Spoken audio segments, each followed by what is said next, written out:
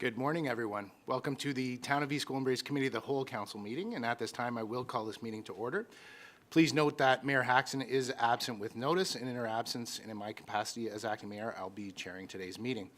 So we'll start off with any declarations of interest from any of the committee members. Am I seeing any declarations? Seeing none, I will move to our land acknowledgement statement. The Town of East Gwillimbury recognizes and acknowledges the lands originally used and occupied by the first peoples of the Williams Treaties First Nations and other Indigenous peoples, and on behalf of Council, I want to thank them for sharing this land. We also acknowledge the Chippewas of Georgina Island First Nation as East Gwillimbury's closest First Nation community and recognize the unique relationship the Chippewas have with the lands and waters of this territory. They are the water protectors and environmental stewards of these lands, and we join them in these responsibilities. So now we'll go to community announcements. I just have one announcement that I would like to make before I turn it over to the rest of the committee. I just want to remind everybody of our community safety public information session that we're working with York Regional Police on. So on February 27th, right here in these chambers, 7 o'clock until 8 o'clock, York Regional Police will be delivering a presentation, and they will be sharing information regarding community safety, offering tips to help secure your vehicles and your homes.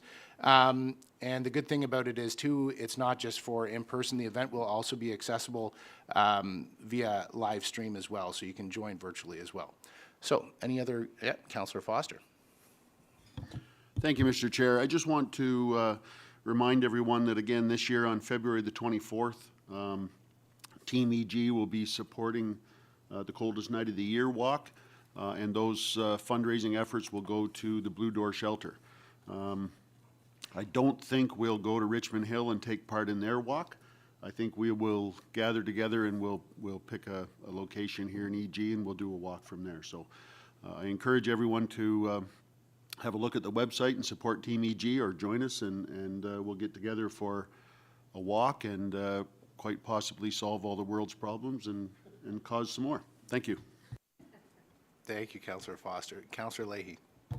Thank you very much, through you, Acting Mayor Johns. I would like to announce a save the date.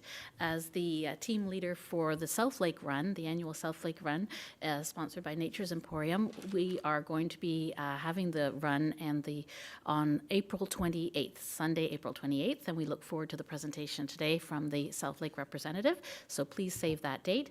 And I want to acknowledge the incredible success of the Lunar New Year event that we hosted on Sunday afternoon. It was our first event, and I'm sure it wasn't the last. It will hopefully become an annual tradition. I want to thank the collaboration of the team, of the Arts and Culture Advisory Committee and the Diversity and Inclusivity Committee who collaborated on this, spearheaded by the community, and with the support of all of the staff. So it was an outstanding success, and I want to wish all of the members of East Gwillimbury in that community a wonderful Chinese New Year, and Xin Yan Kuai Le. Thank you. Any other members of the committee? Okay, seeing none, we will move down to item E on the agenda, which is our deputations. And our first first deputation is M. Osmond on behalf of Southlake. Come on to the podium here. We're looking for a mover. We've got a mover, Councillor Leahy. Thank you so much. All those in favor? Great. Over to you. Great. Thank you, Mr. Chair, and the councillors of East Gwillimbury for having me today to join you. I'm Melanie. I'm the Officer of Events and Community Partnerships at the Southlake Foundation, and I'm very pleased to share some information about the 2024 Nature's Emporium Run for Southlake. At the Southlake Foundation, we fundraise with one goal in mind: supporting our leading edge hospital and the communities that it serves to make sure that they have the tools and equipment that they need to do their best work. As our community knows, as our community continues to grow, as you well know, as our largest growing community in Canada, our hospital and our foundation fundraising goals grow too. Always looking forward to ensure that we are serving our current and future patients best. Can I get the next slide, please? So the key details, it's taking place in person on Sunday, April 28th, along our beloved route on Davis Drive, running right past the hospital. It's an amazing opportunity for yourself or a team to raise funds in gratitude for care for you that you or a loved one may have received at Southlake. It's a great way to support our amazing community hospital. Registration is already open at runforsouthlake.ca. We have over 200 registrants already on board and over 30 teams, including a few Mayor's Challenge teams already up and running. One special piece of note this year is that Southlake is turning 100, so we are using this event as our community event to celebrate 100 years of Southlake, and as such are asking everyone to register who registers and encouraging them to raise $100 for 100 years. Next slide. So for over 100 years, Southlake has shown a passion for care for our communities and the citizens within. From our beginnings as a 6-bed care home, Southlake has evolved to become a over 500-bed regional health center that provides leading-edge hospital services. Southlake is building healthy communities through outstanding care, innovative partnerships, and amazing people. Given your expertise with your own constituencies, you are all very aware of the importance of access that great healthcare has in your communities. Each dollar raised helps us provide that leading-edge care. When you walk, run, and raise for Southlake, you are investing in a new way of delivering healthcare. You are fundraising to keep our patient care facilities up to date and to give our experts the tools that they need to deliver the best possible care for our communities. With the right space, tools, and people, we can take care of you and your loved ones just minutes from home. Next slide. So wanted to highlight the challenges that we have for our Mayor's Challenge and our municipalities. So we have our Mayor's Challenge, which raised over $50,000 last year, so congratulations for being a part of that. And Team East Gwillimbury raised just shy of $8,000, so congratulations and thank you. Team Aurora won for the 5th year in a row. Is really looking forward to holding that title, but we really want to give them a run for their money this year. We also have our second challenge, the Community Spirit Award, which was taken on because of the feedback we received from our municipalities, knowing that fundraising is part of it, but also is bringing the community out. So the Community Spirit Award goes to whichever municipality has the largest amount of their constituencies out per capita. The town of Newmarket has won that for the past 2 years, and we're looking forward to sharing that love this year. Next slide. So thank you for your time. We look forward to participating alongside you during this year's Nature's Emporium Run for Southlake. Thank you, Councillor Leahy, for stepping up this year as the team captain. And I know Councillor Roy D. Clemente and Councillor Crone have both taken the opportunity to captain in the past as well. And I welcome any questions that you may have. Wonderful. Thank you so much. Are there any questions or comments from the committee? Seeing none, okay. Councillor Leahy did move it, and I got excited and wanted to call to approve it. So all those in favor of approving it? Wonderful. Motion carries. Thank you so much for your time. Thank you. Okay, so next up on deputations, Yeghiaian making a deputation to the committee regarding the Northland Power Woodbine battery storage. Looking for a mover for this. You get a mover, Councillor Crone. Thank you so much. Thank you, Mr. Yeghiaian. Thanks for coming. Good morning. Good morning, Council, and thank you so much for this opportunity to come here and speak today. I want to start by talking about convenience. When your kids are born, it's convenient to just put them in front of an iPad, but we call that neglect. When two people disagree with each other, it's convenient for one to use a gun, but we call that murder. When you want something from a store, it's convenient to just take it, but that's theft. Clearly, we can see here that convenience is not a good justification for your actions. And so this brings me to the Woodbine Energy Storage Project. I've asked many people who work in this building why this site was located here and why it was chosen. And I was told simply because it's convenient. You see, it's a great spot to build because the land is already cleared from farming and the power lines are already there. To add to that, it's in the green belt, so the land is dirt cheap. What more could we want in a construction location? But herein lies the problem, since convenience is not a good justification for building anything. I want to read to you from the Government of Ontario's Greenbelt Plan, where the goals and visions are stated. I quote, "The Greenbelt is a broad band of permanently protected land which protects against the loss and fragmentation of the agricultural land base and supports agriculture as its predominant land use." I want to look at the words here for a minute. It says permanently protected land and protect against the loss and fragmentation of the agricultural land. Is building a power station on the Greenbelt on a farm doing these things? No. In fact, it's literally doing the exact opposite. But surely this is just the vague guideline. I mean, every person I spoke to in town told me that there's an exception for this power station because it's infrastructure. So let's read the exact section that speaks to critical infrastructure. Section 4.2.1, Section 1 says that this applies to all existing, expanding, and new infrastructure, which this clearly falls under. Point 2A states, and I quote, "Planning, design, and construction practices shall minimize, wherever possible, the amount of greenbelt, and particularly the natural heritage system and water resource system traversed and or occupied by such infrastructure." It says minimize whenever possible. How much greenbelt we're using? Is it possible to build it somewhere else off the greenbelt? And does that minimize the use of the greenbelt?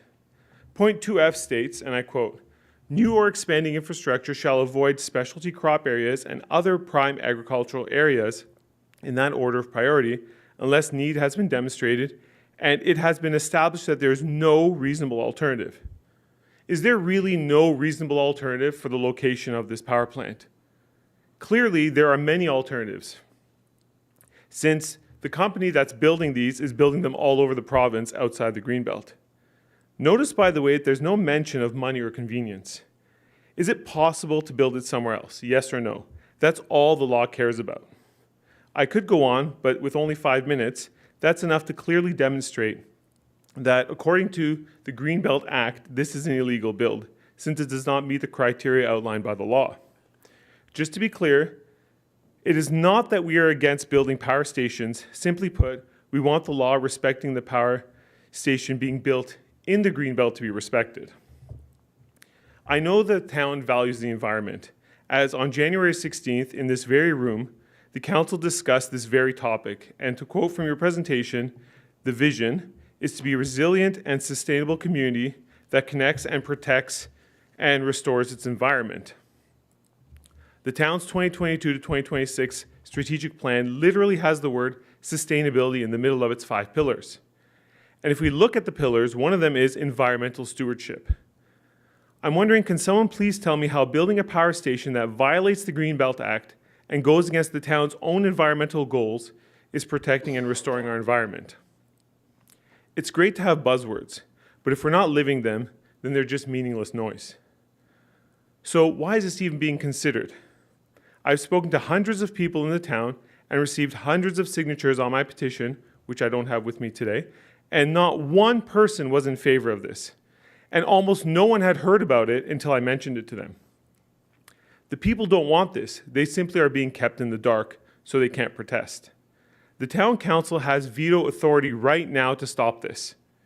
We either have a greenbelt and we respect it and protect it, or we don't. So I ask you, will you please do the right thing and stand up for the values that our town is advertising? Please don't let this land become another casualty of convenience. Thank you. Thank you. Appreciate it. Any questions, comments from the committee at this time? Yeah, Councillor Crone, go ahead. Thank you, Mr. Chair. I appreciate, Emile, for your presentation today. I get your passion and your commitment to this cause. I think I will direct my questions though to Ms. Bejean, our General Manager of Planning, just so that I want to make sure that we have a fulsome understanding of what the legislative constraints are. So through you, Mr. Chair, to Ms. Bejean, I just want your perspective. My understanding is this is a permitted use of the land, whether we like it or not. Your understanding, so that's one part. The second part is, what would be your understanding of how this conflicts with the Greenbelt Act, if it's, as our presenter said, that's a contradiction to it. I'd like your perspective on that. What would be the town's options if we were opposed to it? Would we have to go through LPAT to oppose it? And if so, what would our odds of success be? I think that's it. So over to you. Sorry, give you all the easy ones. Thank you. Through you, Mr. Chair. In terms of the, responding to the first question, the same provincial authority that provides the Greenbelt legislation is the one that allows for utility uses, ostensibly to balance between the needs to protect the environment and the needs to provide residents with safe and reliable access to electricity. In this case, the location was chosen because of the location of the underground infrastructure. It needs to be able to connect in to be able to provide the battery storage. It's not a power generating station. The other piece of it is that because this is provincial legislation, and is a permitted use according to the province that has written this Greenbelt legislation, it's not within the municipality's ability to refuse this permitted use. Should you wish to pursue an appeal of the application, I can't predict how how that things would go at the tribunal in terms of what would be considered, but it's where the municipality does have the ability to influence and shape this application is at the technical review level, to ensure that the federal and provincial guidelines are being maintained and that in any concerns in terms of access of emergency services and that type of thing are being maintained throughout the process. That's sort of within the municipal realm of responsibility. Mr. Chair, if I may, just one more. So I don't even think this, do we know if this has even been approved by the regulator? And if so, is this ever going to come back to us for a vote? Through you, Mr. Chair, to my knowledge, the project has not yet been awarded to the applicant, so we're still waiting to, as you said, if this was part of the process or of this stage of the application was to identify a site to position themselves as, I guess, an option for the regulator to consider as a location, but that's between the regulator and the applicant. Can I make a comment? Am I allowed to make a comment? I don't know. I would say that it is in direct reference to the question. I will imagine that it was posed through you, so yes, go ahead and respond. Sorry, I don't know the procedures. Thank you very much. So similar projects have been proposed throughout Ontario, as you know. Some have been approved, some have not been. And I do know for a fact that several of these projects have been vetoed by the town councils themselves. So at least in these other towns, the town council had complete authority to simply say, we do not want this project in our town. Now, for them, it wasn't a greenbelt issue. They simply felt it wasn't appropriate for their towns. But they did veto these projects. They just had a town council meeting, there was a vote, and the vote said, we do not want this project. And there are many references to this that I could provide if, I don't have them on me right now, obviously, but I could provide these references to show that in other towns at least, it was just a town council issue. You can rest assured that we will be following solicitors' advice and legislative guidelines to be able to understand the path. That is with certainty. So thank you. Any other members of the committee? Great. Thank you very much for your time. Thank you. So we had a mover. We need a motion to receive this. Councillor Crone moved it. All those in favor? All those opposed? Motion carries. Great. Thank you, everyone. So next up, under deputations, we have Mr. Aubry and Mr. Rogers on behalf of the Redwood Properties at 18477 Yonge Street, and looking for a mover for this to get them moving. Looking for Councillor Roy DiClemente. Can I move? Thank you so much. Great. I'll turn it over to you, Mr. Rogers. Thank you, Mr. Chair, members of council, senior staff. Pleased to be here today to give you an update on the project. As you know, we've been working on this project for a number of years, and Richard is going to go through the project and the details as he is the mastermind behind the project with Redwood. And as you're aware, this project is truly a mixed-use, sustainable development. The focus of the project is on urban agriculture and a healthy community. The units will mostly be 2 and 3 bedrooms, and they will be catering to empty nesters and families. The project and the vision is really to create an age-in-place, healthy community. Richard's going to take you through the details, and then I'll come in at the end for our ask for council today for your consideration. So I'm pleased to turn it over to Richard now to talk about the project, the applications, where we are, and to give you an update on what's happening. Thank you.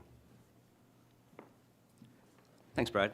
Good morning, everyone. It's great to see you. It's always a pleasure to come and speak to committee and council, and thank you for the opportunity to do so. If we can move to the next slide. Thanks for the introduction, Brad. It's a really nice summary. We have a really great team of dedicated and passionate and very qualified professionals that are helping us lead this innovative project. Next slide, please. This is where it is. I think, at this point, everybody's familiar with where we are in Yonge Street, just north of Green Lane, and it's a fairly large active farm at the moment. Next slide, please. Currently, there's actually 3 levels of applications: an official plan amendment to deal with the servicing, a zoning bylaw amendment to enact the secondary plan, and the third one is a plan of subdivision. So those are the active municipal applications currently under review by staff. Next slide, please. However, there are other things that are going on at the same time. We are working with the Region of York for a municipal responsibilities agreement related to the servicing, Lake Simcoe Regional Conservation Authority. Also for the servicing, we are doing an environmental assessment process, and the Ministry of Environment, Conservation and Parks, we're working with them regularly with a working group, and I'm also very happy to see that we're starting a really great relationship with the Williams Treaty First Nations, and we're starting a working group with them, which represents the 7 nations within the Williams Treaty, to discuss all of their concerns and involvement in the project. Next slide, please. Brad did a nice summary. I won't go into all the details about what this project is, just to say that we are extremely proud of what we are proposing. We are extremely excited about the opportunity to do it, and we're learning as we go and trying to create a new community that is based on all sorts of very positive and sustainable and quality of life principles. Next slide, please. The current application is the first phase of that. So it includes a couple blocks and a number of residential units, purpose-built rental. So we're long-term stakeholders in this. They're higher density. Next slide. The site plan for the first phase is, as seen on the screen here, the number 1, number 2, and it's related to on the right side of the slide there, you'll see the servicing facility that we're proposing. Next slide. You'll see some more 3-dimensional and some rendering, which I think everybody's familiar with at this point in time. So this is, like I said, this is the first step into a very exciting community that will become a broad-based health and wellness focused community that supports urban agriculture in the heart of where we need it the most, within a great public realm environment to experience, destination to say the least. Next slide, please.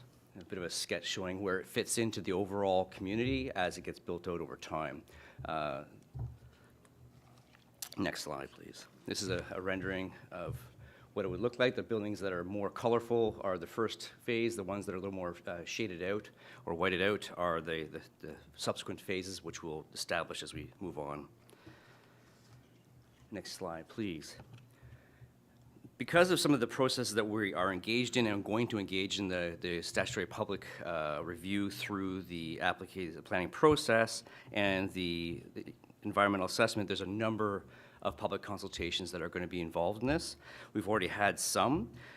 We are continuing to consult with the First Nations communities, as I described. We've had applicant-led public information open house on November 16th, which we invited a great number of people to. Statutory public meeting was held following that in these chambers. And just recently, we had an environmental assessment, EA number 1, of which there'll be 2. And so we're engaged in robust public consultation, and we are committed to this. And I like to say that I think we can do better. We can do more. And we're very interested in doing more. And in fact, what we're trying to do now is develop a second applicant-led public open house. We'll work with council. We've secured the Holland Landing Community Center for the 22nd of March, which I think is a pretty reasonable date. It's pretty far out there, and it should be pretty, after March break, before Easter, it might be pretty ideal. So we're going to suggest that we do that. We can work with the local area councillors to deal with the notification and communication of that to make sure that there's a robust understanding of what we're trying to do. People have the opportunity to see it, talk to the professionals. Very much, I think, in the same format as the first open house, where we had all of our team, all the professionals, consultants there to answer any questions, as long as it takes for anybody in the community to understand what it is that we're proposing and hopefully get excited by it too. Our last public open house was well attended, and the atmosphere is quite positive. A lot of great questions were being asked, and I think it came off very, very well, and people walked away satisfied, informed, and quite honestly supportive. So I'm hoping the same thing for the following one. The public information center number 2 for the EA will come later. The first one was to identify options. The second one is going to identify the recommended options. So that's what will happen probably sometime later in the summer, or later in the fall. Also, with a CHIA, there will be also requirements for further public consultation, both with First Nations and the community. So if we can go to the next slide. As we've been discussing with staff and council over time, the avenue to see this project to fruition, to allow this exciting vision to happen, would require us to use the provincially introduced Community Infrastructure and Housing Accelerator Order. This is a community municipally requested order that would allow the province to see our project come to be through the official plan and to address Lake Simcoe Protection Plan as well. The environmental assessment requirement is still there, and the ECA is still there. There could be requirements for all the other environmental and legislation requirements, but this will open the door to let us start this project. So, next steps. Next slide, please. So the next steps, as Richard has outlined there, is to continue the consultation that we've started. But our ask for council today, why are we here? Our ask for council is, as you know, we've had a number of discussions, meetings with all of council, the mayor, the CAO, and Margot and her staff over a number of years.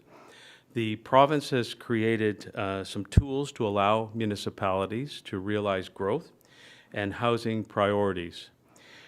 We feel that the CHIA is an appropriate tool for this proposed development.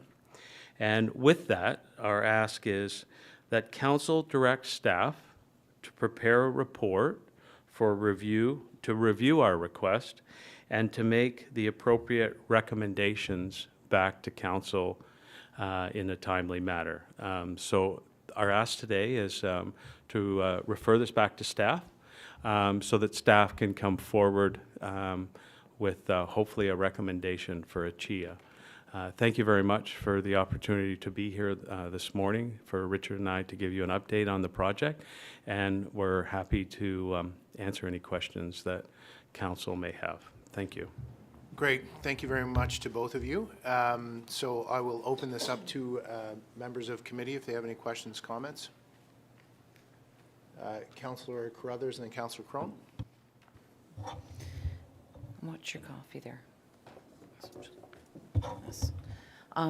Thank you for that presentation, and thank you for doing a more robust public consultation. It's much appreciated. Closer to where the residents who have their concerns are is also appreciated.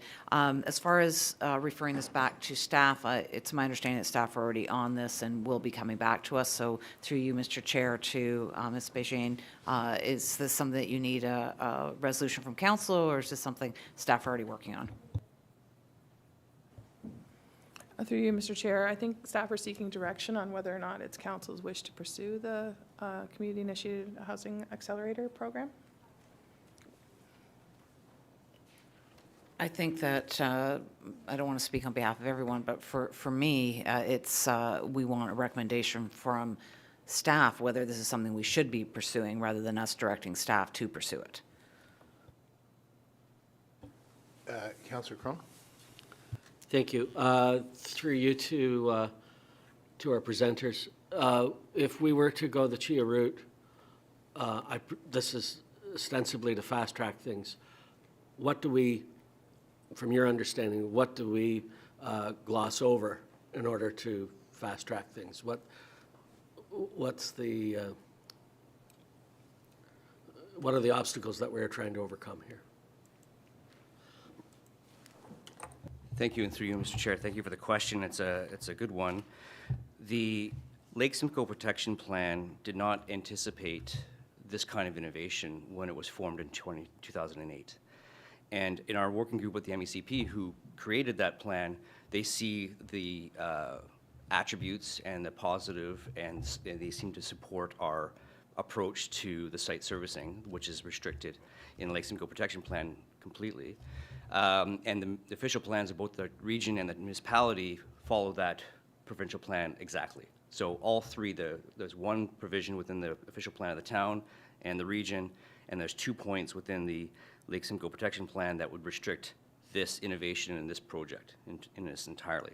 So their request in order to address that was the town-initiated CHIA process, a request order that the minister could then exempt policies that would stand in the way to provide the housing and the environmental stewardship that this project would provide. So without the CHIA, there really is no avenue besides, say, perhaps an EBZETO, which I don't think is as palatable as a community-led request to the ministry. That answers your question. Through you, Mr. Chair, if I may. So if we were if staff were to liaise with the ministry, they would confirm, the ministry would confirm that, yes, this does not, the way the Lake Simcoe Protection Act was written back in 2008, did not anticipate this, and that they would not have any issues. A letter to that effect was provided to us, which we provided to the town staff, that outlined what the Lake Simcoe Protection Plan, was intending to do and what processes would be required to address it to allow this type of innovative project to proceed. Okay. Thank you very much. So, thank you. Yeah, I just wanted to make a comment. I recognize that in the procedural point of this agenda, we aren't having this discussion later on, and my colleague, Councillor Roy DiClemente, is the chair of this, would be the chair, so I'll make my comment now and allow her the opportunity to speak last on this item. But from my standpoint on this, the request to follow up with staff to review and recommend, like, I wholly welcome it. I am sitting here in this chair, and I don't have understanding of the legislation. I am not an expert, and it seems that it would be extremely responsible to go back to the professionals on our team to allow them to review what it is that you're asking for and allow them the opportunity to do the homework on this and then bring it back to us. And so I don't see any decision points being made. I see this as an opportunity for us to learn more and better understand what this is all about. And so in deference to my colleagues, I know I'm speaking a little bit out of order, but I have done so with respect to my colleague, Councillor Roy DiClemente. So, yep, Councillor Leahy and then Councillor Foster. Thank you very much.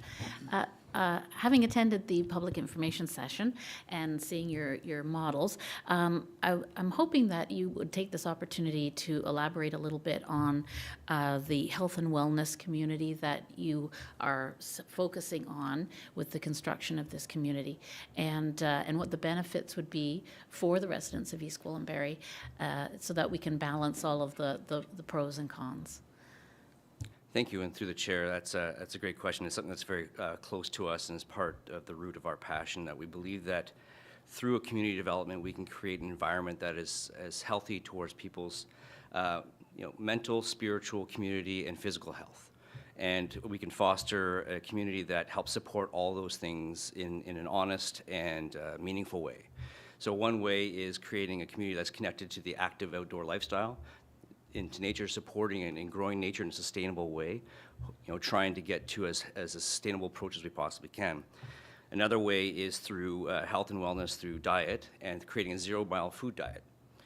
food system rather. So by recycling wastewater into urban irrigation, we can create a tremendous amount of food production on site that would service the community, the restaurants, and the food market, so that people are not, they know exactly where their food's coming from. They can see it, it's in and part of their community. They can see how it's being grown. They can see how it's being supported. That supports physiological health. Community and spiritual, we're trying to create a strong community, lots of open spaces, lots of outdoor areas that people can collect and create a community amongst themselves, an organic community that would be one of support. I think the pandemic showed us isolation is not healthy, and I think a community that sponsors outdoor living and collection and cooperation is good for everybody in the long term. And I think that creates a strong community. It'll create a strong economic environment where people would want to go and spend time, a very exciting place, dynamic place with restaurants and shops and outdoor activities and all sorts of recreation that could become a local and more regional destination.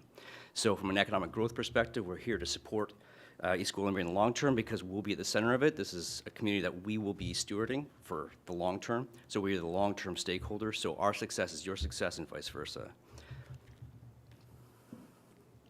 And just a follow-up question. So my understanding is that all of the units are rental units, which potentially addresses a concern about accessible housing.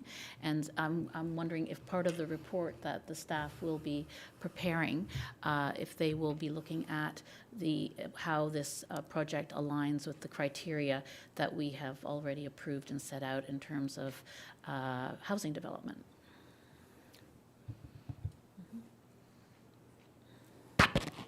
If that was a question, who would like Yes. to? Yes, it sounded a little like a question. It's important to note because of what we provide, our business model is purpose-built, high-quality rental. And as Brad was alluding to, we look at the long-term family, seniors, aging and growing in community approach to things. That's very important to us. So that's a very unique approach. There's not too many people that actually focus on that as their business model. And the CHIA was specifically brought in to bring that kind of housing, all housing, but really as a priority, the multi-use residential, community-based housing, and to remove any obstacles that may not expedite the delivery of that, as we know we're in desperate need of that in this community and others. You know, East Gwillimbury is not immune to this. All communities are facing a housing shortage, a housing crisis, and I would also argue that there's a housing variety option. There's a lot of certain things, a lot of small condominiums and a lot of large single-family homes available, but there's a very big gap in the middle that we are trying to fill. Thank you. And just also, Ms. Bégin, would you like to comment on the councillor's question? Certainly, through you, Mr. Chair. Yes, the report would certainly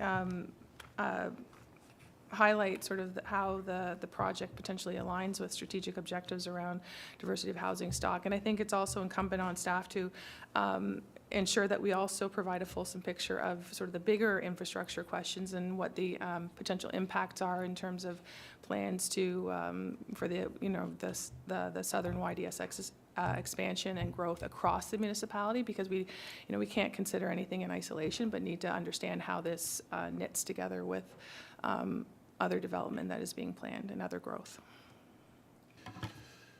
Thank you. Councillor Foster. Thank you, Mr. Chair. I just wanted to stress the importance of the next PIC in March. I don't think I'm speaking out of line here, and I think Councillor Carruthers for sure will agree with me. I've heard more about this development in the last probably 6 weeks than I have since the beginning when this was first introduced to us. So, it doesn't seem to matter what we do. We always have people that say, I didn't know anything about this. I haven't heard it. So I encourage you, more than social media, more than, signboards on the street, maybe it's as simple as notification and posters in every retail outlet that we can get to over on that side of town, if not all of town. I think we just need to really stress to you the importance of this next PIC. Everybody needs to know more about this, at least the ones that are reaching out. And I'm not faulting anybody. I know that it's very, very difficult to do, but I think this one we might have to step outside the box and try something a little different to try and make people aware of what's going on. Thank you. If I can respond through the chair, thank you. I appreciate that, and I echo your comments and feelings. We know this is an innovative project. We know innovation means different. Different means sometimes scary, and information and transparency is critical to convince or to show people the intent and the opportunity that it has. And I know in a community like East Gwillimbury that is embarking on, a lot of new development over the next little while, this is going to become a critical pathway, and this is a big development. I'm not pretending that it's not substantial in size and quite different in nature. And like I said in my presentation, we're extraordinarily proud of it. It's our flagship proposal that we are embarking on, and we're putting all in. We're all in on it. So we want to make sure that we're putting our best foot forward and that everybody can get behind us. And I think when people look at it, I mean, everybody I've spoken to, and it's anecdotal, of course, people within the neighborhood, people not within the neighborhood, all walks of life, they find something that really draws them in, that resonates with them. And I think we can do that. We won't win everybody over, that's for sure. Not everybody's going to be, supporting this, but we certainly hope that we could put our cards on the table and people would be responsive. Thank you. Councillor Roy DiClemente. Thank you, Mr. Chair. I have 3 questions that I wanted to address before I kind of moved on to the idea of the discussion about the CHIA. And first was clarification on housing type. My understanding is that there is a great deal of purpose-built rental, but there is also other forms of ownership in the subdivision. So it's not all rental. There's condominium purchase that will be available for purchase. Is that correct? It's a little hard to tell right now because of the different phases, but the goal would be that there would be some mix. Vast majority would be purpose-built rental, but an entire community of that size of being one tenure, I don't think is advisable either. Having a mix of stakeholderships, if you will, is important. And in order to also expedite the development to get a critical mass to create that retail commercial excitement, you kind of need to develop, and that may help us develop that faster. Exactly. Okay, Yeah. thank you. I just wanted to make sure that I was clear because it's not all just rental. It's not 100% There's a great rental. deal. There's a great deal of other things happening in that space, Precisely. including commercial and live work opportunities as well. And we have Okay. some institutional opportunities as well, whether it's higher education or medical as well. So it's a true mixed use. Thank you. My second question, there's a pre-existing airfield quite nearby, and I believe that there are some federal regulations that involve building heights and planes landing and things like that. Are you engaging with that level of regulation for this site? Because it's pre-existing. It's a pre-existing, what they call an air park, which I think it's a smaller than an airport, so very little planes can come in and go. And we do have a lot of commercial aviation experience in our company through other ventures, so Okay. we have the direct connections to communicate with that. I would also say that what we're proposing in these, I would say, still fairly early planning applications are bringing to fruition the secondary plan that was approved in 2016, 2017, I believe, or 2015, which contemplated this height, use, and density. And I believe at that time there was a robust, multi-property. The Greenbelt Greenbelt secondary plan, which is a pretty large area, had all sorts of commenting agencies, and I can't imagine that the airfield was not part of that commenting agency that would have looked at this as well. So there's that kind of surety in some ways, but we'll definitely have no qualms about reaching out to NAVCAN. Well, I might Yeah. encourage you to explore the regulations around aviation and tall buildings. Yeah. It's really Yeah. what I'm coming back We to. have some developments right next to Pearson, so we're pretty familiar. I'm wondering if we could bring up the site plan that you showed us from your presentation. I'd like to learn a little bit more about this urban agriculture. Which one Where would you is like to it? see? Well, I'd like to understand better, where is it? How many people are you going to be feeding? I mean, it's very innovative, but where is it on the plan? Where would the residents be farming? You might want to look at that rendering, the color rendering. Pictures. Keep going. One more, I think. Okay, so actually, if you go back one more, please. Sorry. Okay, those renderings don't show it, but I can actually, if I can pass something around, I can show something.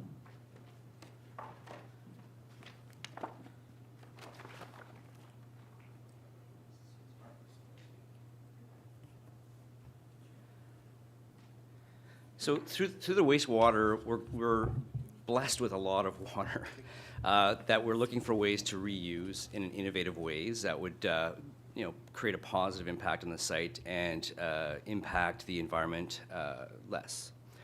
So we have 3 ways of doing urban agriculture, which is utilizing the wastewater to irrigate. One is greenhouses on the rooftop. So if you notice that first building, the one that's furthest away has a tower and a podium, which is a parking structure faced with townhouses. The rooftop, if you go to, you can't really see it in the top left, you'll see in that little rendering some glass, and if you go to the other rendering, you'll see that we're proposing that these flat rooftops, one more please. So, Flat if I may, rooftops. how many people are you going to be able to feed? So we're working with the University of Guelph right now, and for example, this is exemplary, that first phase there with the tower and the greenhouse roof there, just that alone, we can reuse about 7 million liters of water, produce about 150 kilograms of food, a variety of sources, whether it's greens or carrots or other things, a variety of different things. They're working on all the different species, and create about 30 to 40 permanent jobs. That's one building. So we're looking at rooftop agriculture in a greenhouse structured format. We're also looking at hydroponic structured growing in, say, containers. That can happen in underground garages. That can happen in a more structured environment.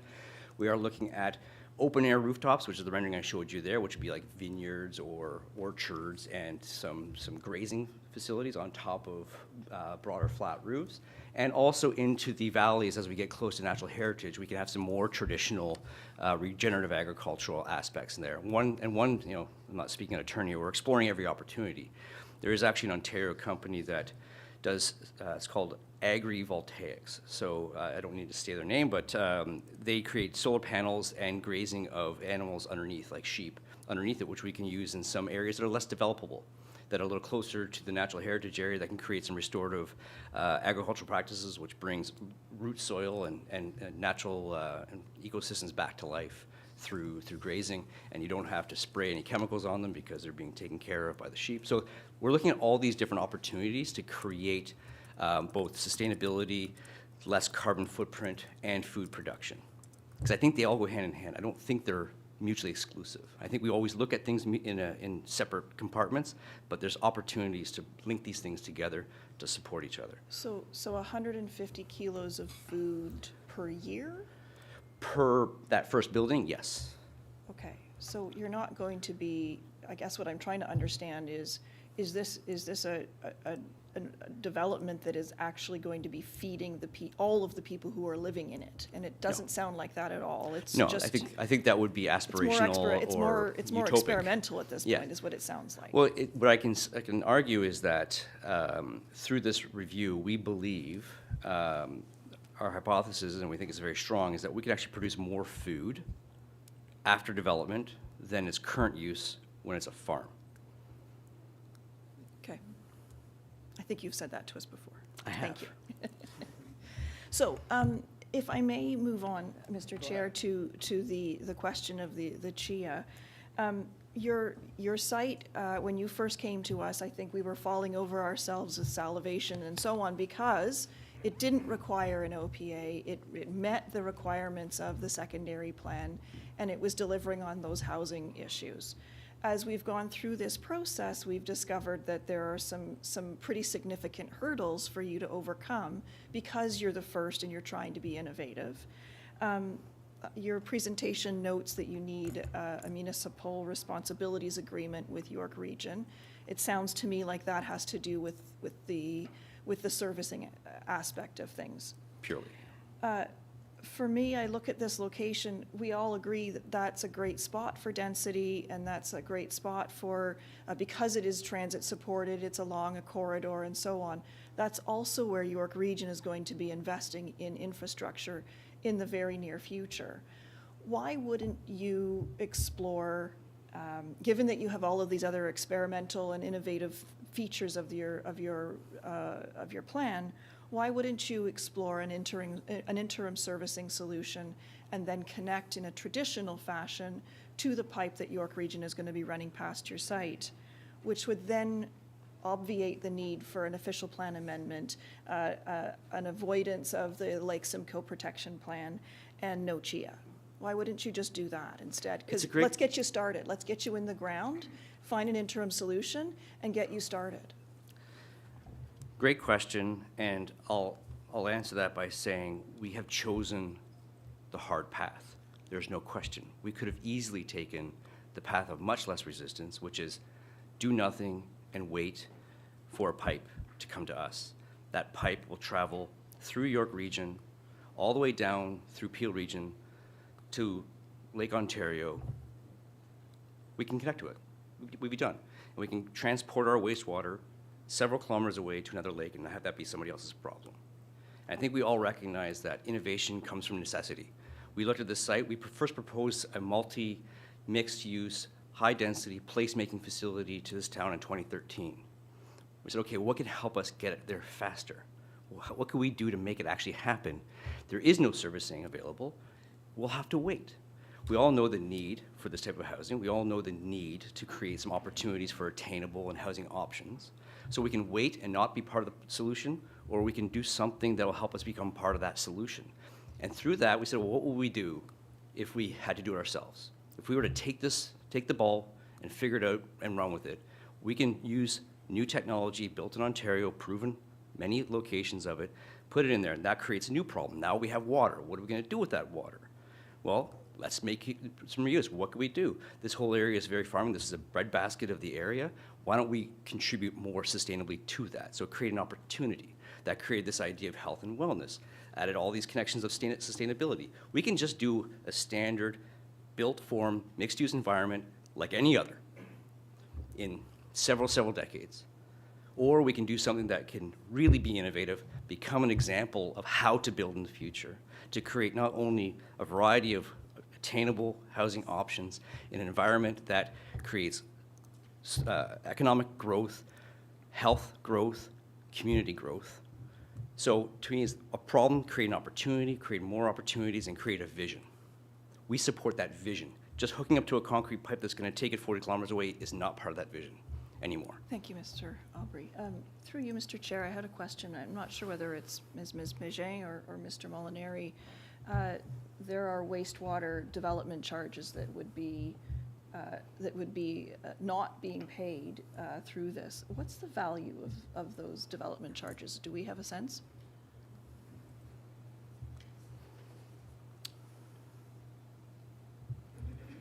Go ahead, Mr. Molinari, if you're wanting to jump at it. It looks like all eyes are on you. There we go. Through you, Mr. Chair.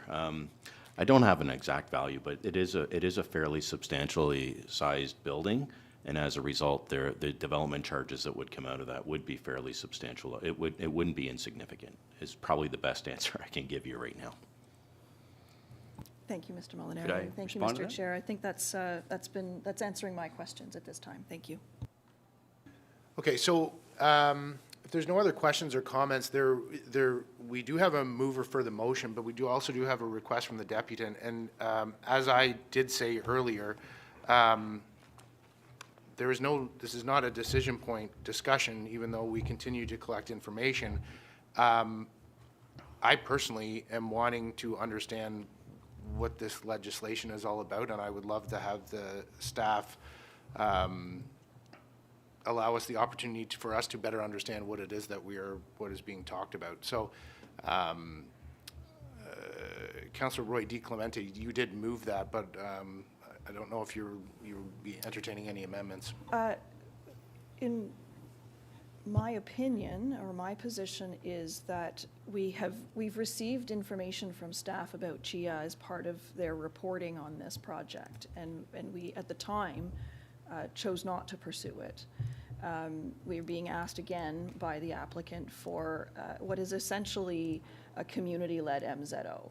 And for me, I have an issue with asking the province to approve something that's avoiding the environmental protection legislation that's in place. And it's a chicken and egg, and that's why I think in the past, I think our resolutions, I don't recall what they were at the time, specifically word for word, but they encouraged the applicant to go to the province and work with the region, because those are the two major stumbling blocks here. We are enthusiastic about the project and what it can bring to our town, but there are some significant legislative challenges for them to overcome, and we want to help them do so and in encouraging them to do so. So I think we've passed those resolutions saying, great, please go to York Region, who are the ones saying you need a municipal responsibilities agreement. Once that agreement is signed, let's approve the site plan. Okay, so it doesn't sound like you, doesn't sound like you would be open to amending that, the motion to receive. I think at this point, we've discussed this before, and I'm happy to have a motion to receive.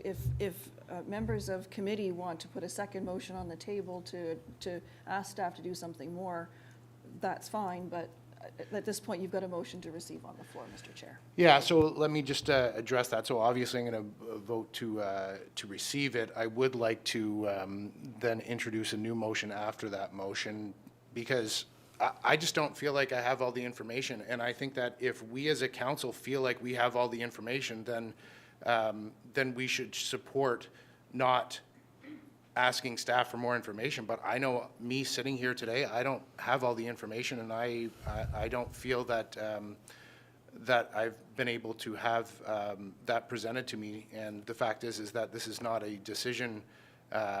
This isn't a decision point for this council. This is a point to better understand the process, is my understanding. So what we'll do is that we'll call the motion to receive, and then what we'll do is we'll look to introduce a new motion to direct staff to review and make any recommendations that may be appropriate as applicable to the property. So all those in favor of, all those in favor? Yeah, receive, good, perfect. Okay, Councillor Roy DiClemente is not getting water. Great, wonderful. Still part of the discussion. So we have Councillor Crone, is moving a motion to direct staff to review and make recommendations as applicable based on the deputation regarding 18477 Yonge Street. It's a review and update. Review and update. I'll ask staff to comment on the wording of that. Is that clear on what your direction would be? Through you, Mr. Chair, I believe so. I think I've sort of written down some points to sort of be able to provide some perspective on, and I think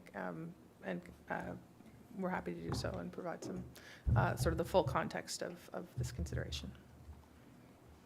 So any other discussion from our members of the committee on this motion? So Councillor Crone, thank you. All those in favor? All those opposed? Motion carries. Great, thank you. So move down to everyone. We're on item F, and that's presentations in our committee's agenda. There are none, so we're going to continue on to item G, which is Parks, Recreation, and Culture. And Councillor Crone, you are in the chair for this. Thank you, Mr. Chair. We have two items on the agenda today. First one is Parks and Recreation and Culture presentation and report, Municipal Administration's Space Needs Update. Could I have a mover for this, please? Moved by Councillor Foster. Mr. Karmazin, what do you have to tell us? Thank you, Mr. Chair. This is a presentation and a report back to Council for the administrative space needs for the organization. Our administrative staff are primarily supported through this facility, our Civic Center, and the annex property adjacent to this facility, where our field operations are supported by a separate facility at our operations center. The report provides an analysis on our current space needs and recommendations for short-term accommodations, and then a further analysis and report back to Council will be required on mid 3 to 5 year and long-term 7 to 10 year options to account for our additional growth and our next phase of growth. We have joining us today Tom Wilson with Plus VG Architects, who is the consultant that worked with the town to provide the our initial space needs analysis and recommendation for our next steps. So I'd like to invite Tom to provide the presentation to council.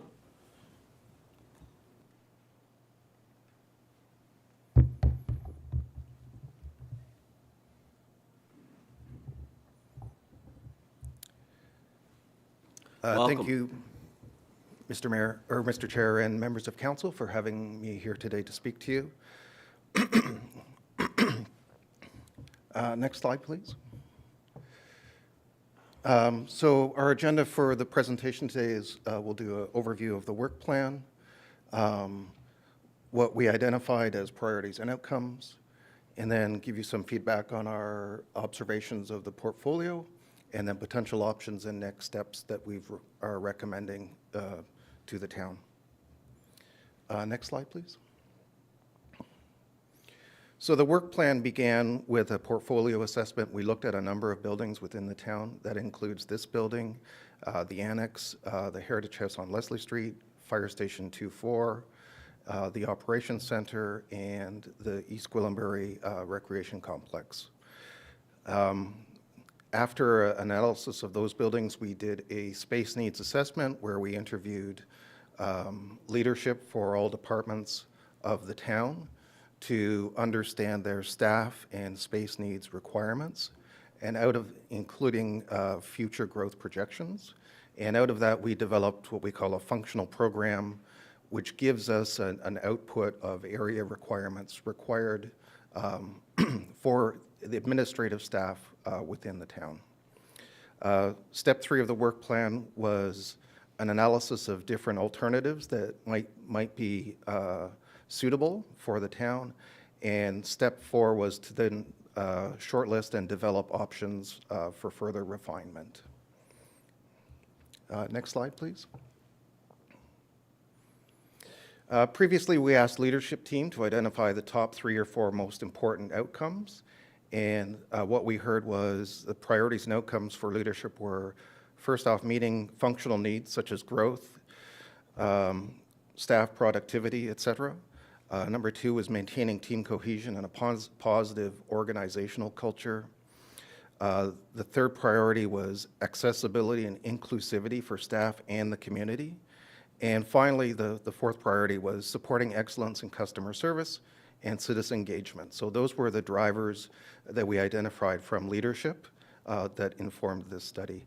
Another consideration that did come out of this phase of work was staff encouraged us to, on a short-term basis, like within 5 years, to look at ensuring that we maximize the utility of existing space at the Civic Center, Operations Center, and the Healthy Active Living Plaza to defer expansion of the Civic Center space. So in other words, to really ensure that we are judiciously using town funds in the short term.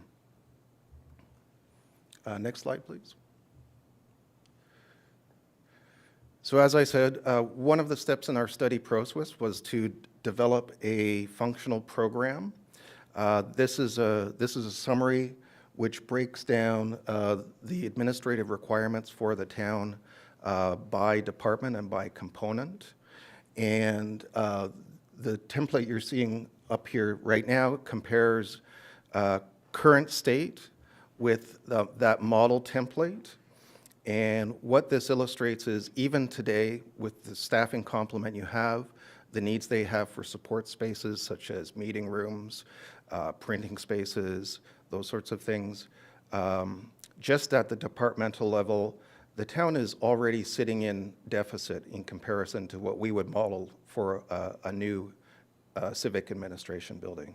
So there's deficit, first off, at the departmental level, but then there's also a deficit in support spaces for your staff to be able to effectively do their jobs.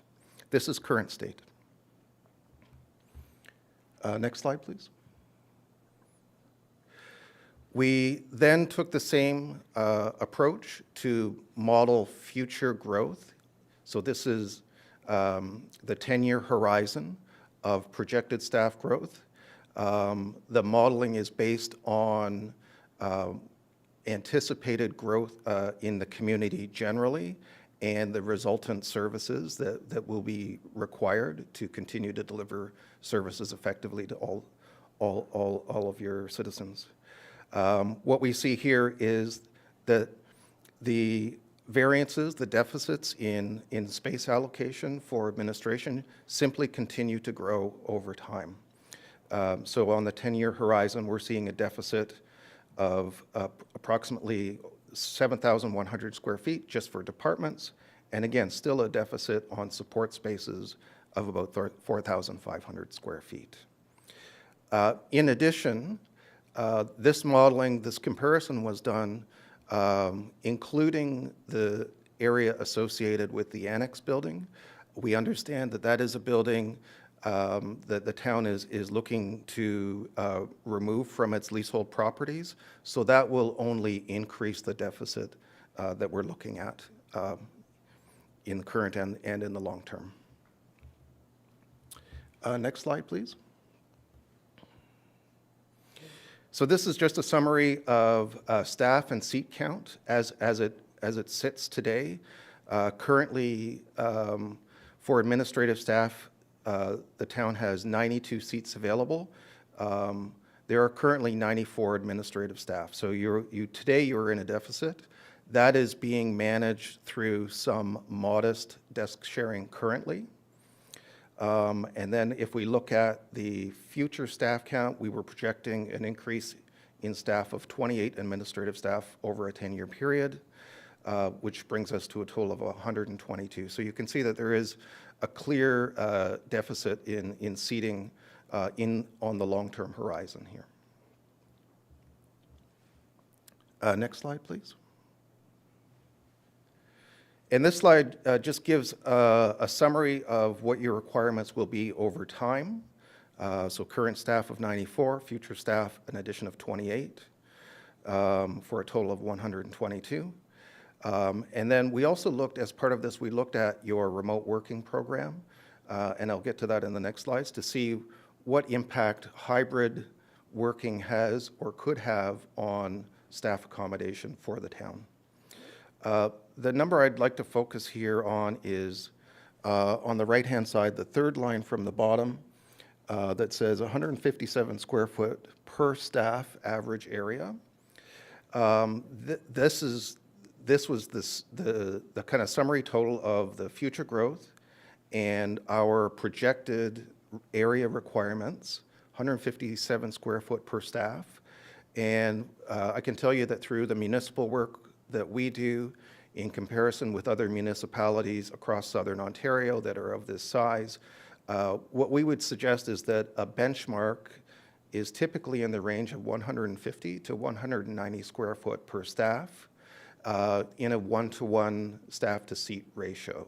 So the program that we've developed for East Gwillimbury is not what we would call excessive in any regards. It's actually on the low end of that kind of benchmark for administrative facilities. Next slide, please. So in terms of the portfolio, as I said, we looked at the Civic Center, the Annex Building, Operations Center, East Gwillimbury Sports Complex, Heritage House on Leslie Street, Fire Hall 2-4, and notionally the idea of a new administration facility on a new site. So we in our assessment of each of those sites, we kind of broke them down into 4 factoring columns. First of all, which of those locations are primary sites for administration staff? Those are the Civic Center, the Annex Building, or in the future it could be a new administration facility. In the last column, facility space not suited for administration. So that's really, there's 2 there. That's the Annex Building and Fire Hall 2-4. Fire Hall 2-4 is already at capacity, has fire services there, but it also has bylaw enforcement in that building. And then we looked at those buildings to see which of those buildings could be part of the solution for short-term accommodation strategies versus long-term accommodation strategy. So in terms of short-term, the operations center sort of comes to the top as an opportunity for short-term. There is space there currently. However, we say short-term in that it's important to remember that the growth capacity at the operations center was designed for operations personnel in the longer term. So while it can be part of the short-term solution, we need to recognize that in the long-term, operations will require that space. The other building that we thought could be part of the short-term solution is the East Gwillimbury Sports Complex, especially when the Healthy Active Living Plaza comes online. There will be space there that can house staff. In terms of long-term, really the options are something around this building. So that could be a retrofit or a new addition or even a new building on this same site.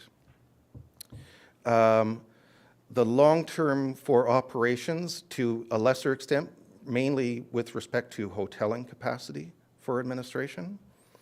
And then, of course, another long-term option could be a new administration facility on a new site, not this site. Next slide, please. So just in terms of observations about current space usage, administratively, you are tight in many areas. Some workstations are suboptimal in size, and some offices are actually being used by multiple staff people, which was not their original intent. Support spaces in this building, like meeting rooms, print areas, and staff amenities, have been reduced in favor of providing areas for staff to sit. Another observation is that there's very minimal sharing amongst departments. There's a clear kind of, this section of the building belongs to this department, this section of the building belongs to this department. There are, models and options that can be explored where there is more commingling of departments potentially. Another observation is that administrative staff have already been pushed out to other facilities due to lack of space. You have people at the annex. You have people actively using the operations center for hoteling, and as I said, at Fire Hall 24, you have by law enforcement in that building. The town does have real estate available at some facilities, but most of these spaces are suboptimal for administration. They're not the right location to be able to engage with the public to provide the service that's required. And the last observation is just to say that currently you are working at a 1-to-1 staff to seat ratio, which is traditional, even though remote and hybrid working is very well utilized within East Gwillimbury. So next slide, please. So the options we looked at were really to address the following variables: growth of staff count and space deficit, optimization of location for group and space use, developing a consistent space standard, and looking at space allocation or entitlement, i.e. the current practice is 1-to-1, should that be something else? Next slide, please. So just on that last point, talking about hybrid, obviously this was something that was starting to materialize in the office world prior to the pandemic. The pandemic really accelerated that process. And we were, as much as before people may have said, well, I can't have my people work remotely, I don't know how that's going to happen. Well, we all made it work.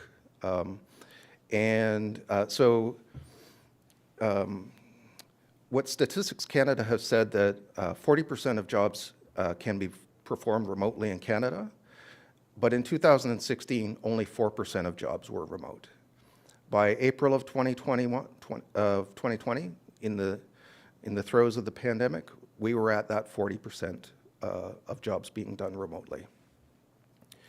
And in August of 2021, as we're starting to see our way out of the pandemic, that had reduced back down to about 23%, but it was still a very, very active component of the way people were working. And I would say to you that East Gwillimbury is no different. Hybrid working has been widely adopted, and it's everything we heard from leadership is that it has been quite successful.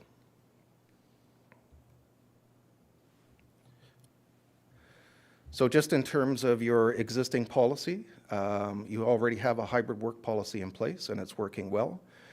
Some of the benefits of that policy is it does reduce the overall space footprint.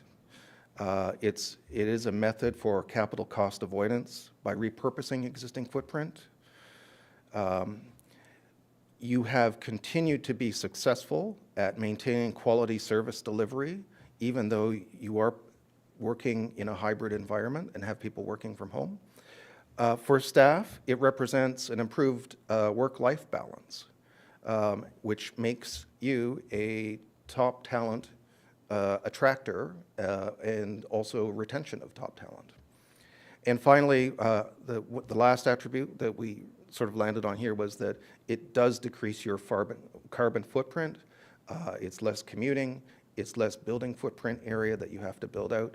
So hybrid has been well used, and we do think it's part of your solution for the future. Next slide, please. So then in terms of the options that we see, firstly, looking at long-term options, because you do have long-term options and short-term options.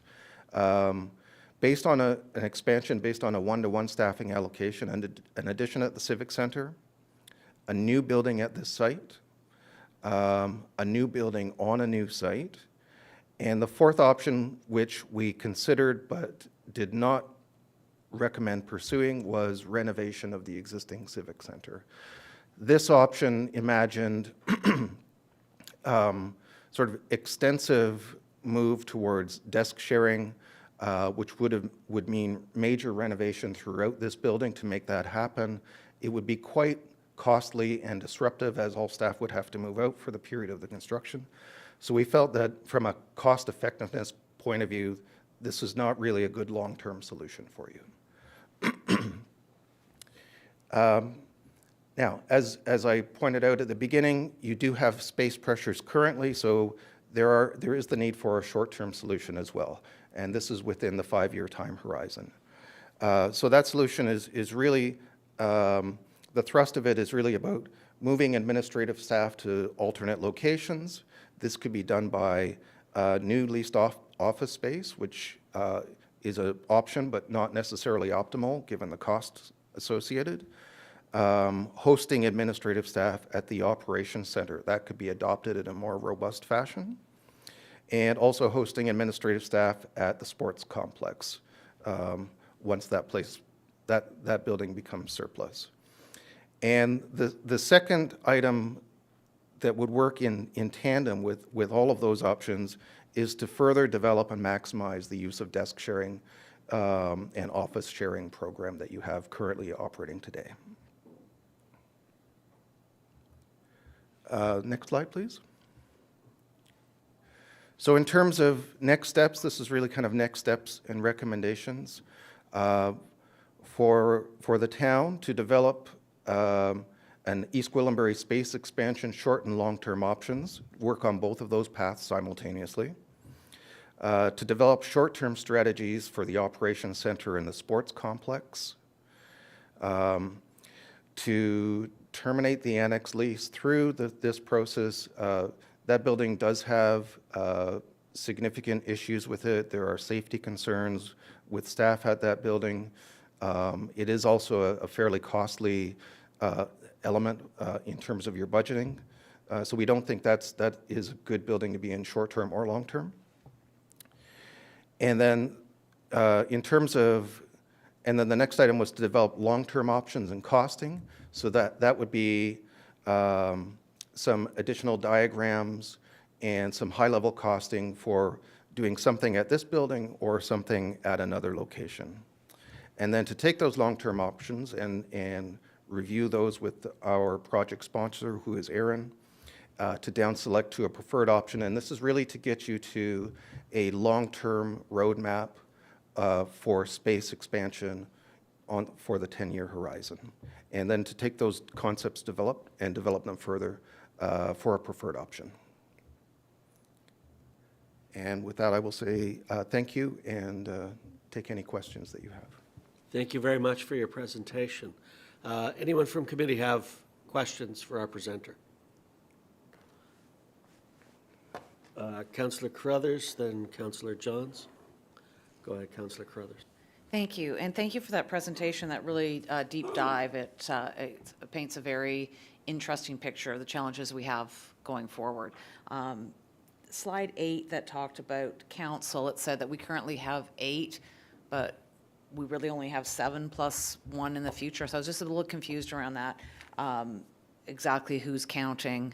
And also with council, we do share offices, which I think is what we should be doing. I just want to make sure that we're not bringing down the average, bringing up the average, because we are all we work mainly remotely, or we're here. So I just want to get a little clarity on that. So that was slide 8. Right. If we can bring that up. Sure. Not sure if.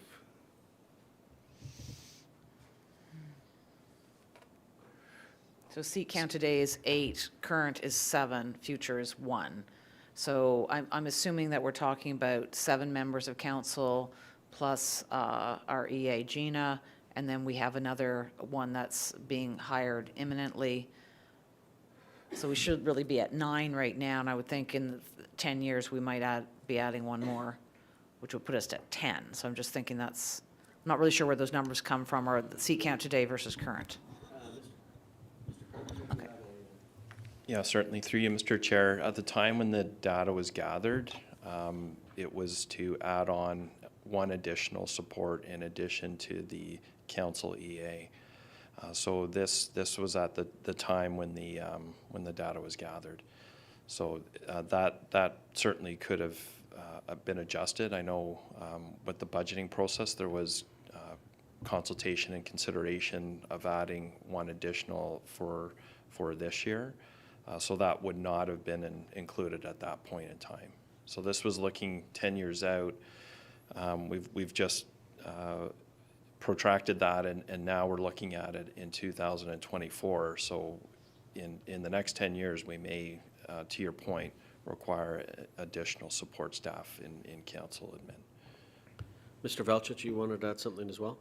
Yeah, Mr. Chairman, just I appreciate the feedback on that one. Let us take that one back, because from my perspective, it may be that we may have one more to add to that even current state, because we've got 7 members of council plus the 1 staff, and then we've got another part-time coming in. So it's possible even our current state might be out by number, but let us take that back, and we'll tweak that a little bit, and certainly the go forward, we'll adjust accordingly. So this feedback is helpful. Thank you very much. Councillor Carruthers, do you have anything else to add? Yes, thank you. So going back to, can we put up slide 4, please? In that slide, we talk about the priorities, goals, and objectives identified by the leadership team. And I tell you, I was shocked to see number 7, sustainability, with 0. Last year, we declared a climate emergency, and we spent a lot of time on our strategic plan talking about how all decisions need to be viewed through the lens of sustainability. And something like this has a huge impact on the environment. And to see that our leadership team, not one single person, identified that as something that we should be looking at as a priority, I think that this report would be entirely different if that had been the number 1 priority, because we would be looking at more remote work. We'd be looking at retrofitting. There would not be anything on here about scrapping, sending all this to the landfill and adding more concrete to East Gwillimbury. I would love going forward if these priorities could be looked at in light of our strategic plan, in light of the climate emergency, and our next steps should have that as a top priority. And I think it will change how we're looking at this. looking at retrofitting, making the building more sustainable, looking at long-term impacts on the environment. So I would very much like that to be considered, and I'm wondering if Mr. Velchik could respond to that. Absolutely, through you, Mr. Chairman. The environmental impacts of particularly the hybrid service delivery model are significant. In fact, they're huge, and they allow us to not only achieve significant environmental benefits as a result of less commuting, but significant environmental benefits in terms of infrastructure footprint, operating costs, heating, cooling, all that sort of stuff. So that's an immense factor in determining what our sort of optimal service delivery model will look like. And it's unfortunate the way we've got this in a way that it's being perceived as zero, meaning not important. The fact is all 7 of those were incredibly important. They were identified all as goals and objectives. It was just that the consultant had asked for, as they look at how they might design the actual space that we're going to use, how would you design it? And the design objectives are not as significantly impacted by the environmental benefits as the overall minimizing of the facility footprint. So when we minimize the when we minimize the facility footprint and then we optimize the design within it, we have maximized the environmental benefit. So sorry if I'm going around a little bit in circles, but have no problem with staff, re-emphasizing, and I think Mr. Karmazin can add a little bit to that, that environmental objectives around this exercise are absolutely a top consideration for us. So I don't know if that helps, but I know Mr. Karmazin might be able to add a little bit. Mr. Carlson? Through you, Mr. Chair, absolutely a valid point, and I think with our environmental strategy and our Thinking Green standards, I think that is always integrated into the design and the construction of our spaces to support staff. So I think as far as a space needs priority, these might be the top priorities. However, as an environmental priority as an organization, we'll hold true to certainly including as per our environmental strategy and our Thinking Green standards, and as well any of the areas where we can promote environmental stewardship, such as remote work, decreasing our building footprint, will definitely have environmental benefits. So I think what we could do is we could change this slide and perhaps include reference to our environmental stewardship moving forward, and that it's always a priority with integrating into design and construction of the spaces that support staff. Thank you. And did we have a mover on this motion? Yes.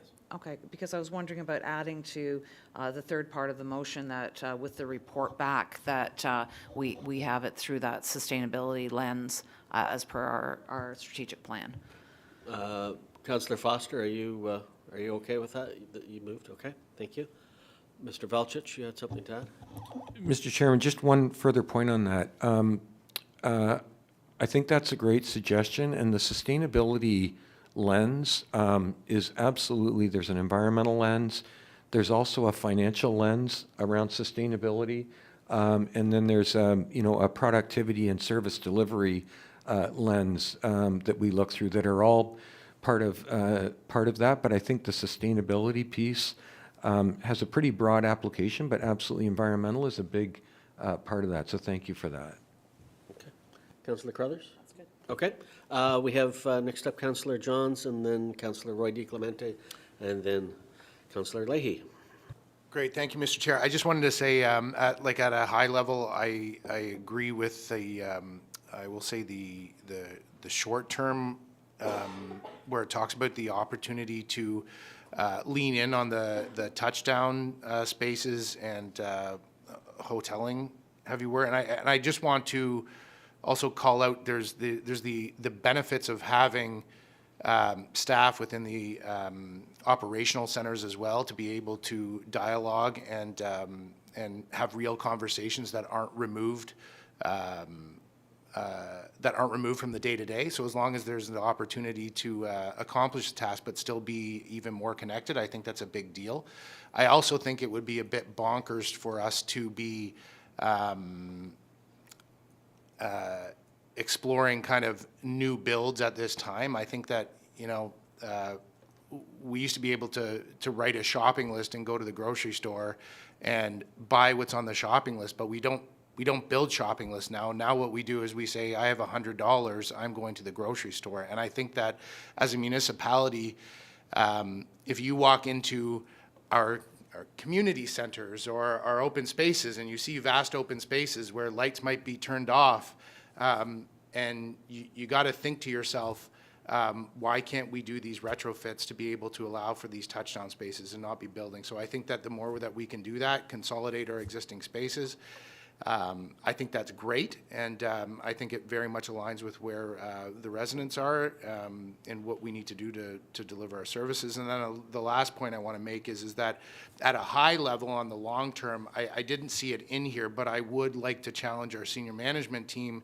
I see new buildings when talking about like long term beyond those 10 years. I think that the Civic Center precinct needs to be we need to look at the opportunity as a whole from an economic driver for the municipality as well, and a community building opportunity. And I think that where those roles have the opportunity to, let's say, come back one day to what is a downtown opportunity to help with economic development as well. I think that we need to look at it as a whole, as opposed to specifically this building. And I would love to see Civic Center precinct specifically in the conversations going forward and what that looks like. So, thank you, Mr. Chair. Okay. Councillor Roy DiClemente and then Councillor Leahy. Thank you, Mr. Chair. I did want to kind of address the comments about the fourth slide. I actually don't want to see anything changed in this slide. This was the report that our consultant has put together, and it was the results of the survey of our senior management team. And quite frankly, I don't think that anyone would argue, let's look at number 6, that the fiscal responsibility is not also important here, just as much as the environment. The challenge becomes, what's the most important here? And quite frankly, if our tax collecting department and our finance department aren't able to collect taxes because they can't do their jobs, because they don't have the spaces and tools to do so, then all of this other stuff is useless anyway. So from my perspective, this is what our team told us. It's not saying that these other things aren't important. Obviously we have to have and exercise fiscal restraint and use the lens of sustainability and all of those other important activities. But ultimately, we need to meet functional needs and our staff productivity. So from that perspective, I'm fine with that piece of it. What we do next is important, and I think that for me, I want to see a greater emphasis on the use of hoteling and desk sharing initiatives and so on, and even just the time that I've spent on council. When I started here, I had a desktop, and I would come to the office and I would sit at my desk and work on my desktop with a monitor. And I can't remember the last time I actually sat at my desk here in the Civic Center and did councillor work. I come in and I go to meetings, and our desks are largely empty, or they collect mail, and that's it. And I think that's valuable real estate that we don't need to be using. And I think that kind of phenomenon, it's amplified because of our roles, but that phenomenon is happening across the town because 70% of our staff have signed up for remote work. So what does that look like for our facilities? That's the important part. It's not about the fact that we have I think, if I'm not mistaken, a current deficit of about 9,500 square feet. Is that correct? That's correct. And then a future projected deficit of about 12,000 square feet? Yes. Okay. So for me, that's using the old way of doing work and not the future way of doing work. And so, you know, I'll use our desks as an example. Let's get rid of them. And those are 2 or 3 staff who could sit in there. Make one of our offices another meeting space, because that's what we're doing. We're coming in here to have meetings and speak to people, or we're doing them on Zoom. So for me, that third clause needs to have a greater emphasis on the future of work rather than addressing that background. If I may, Mr. Chair, through you to our presenter, one of your slides talks about that an addition to the Civic Center is one of the options, but renovating the Civic Center, are you meaning just renovating the space that's existing here and that's not recommended? Is that what you meant by it? Seemed contradictory to me. Yes, through you, Mr. Chair.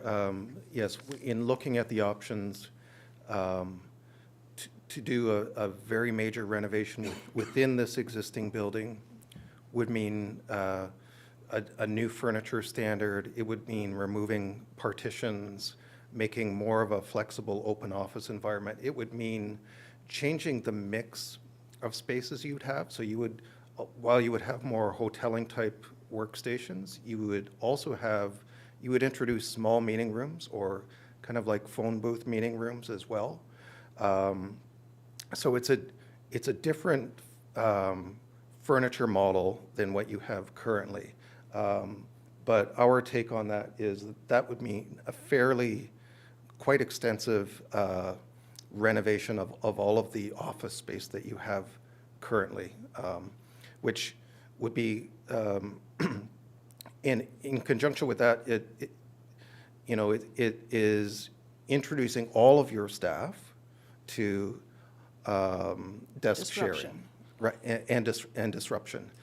One thing I can say from many of the studies that we've done about hybrid working is that it is a good solution, but it is not necessarily the right solution for every staff member. There are staff members that do need a dedicated desk. They need to be at the administration center every single day for their job. So it's applicable to many of your staff, but not necessarily every single one.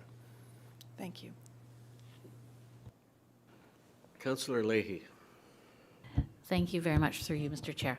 I just wanted to follow up and agree with the essence of my fellow councillor, expressing the possibility of the use of the councillors' offices to be perhaps partially used, at least, to accommodate our new part-time support staff for the mayor and council. I'd be happy to share an office. I think there are occasions when it is appropriate for council members to have meetings with residents at the Civic Center, and that we still need to have that made available to us.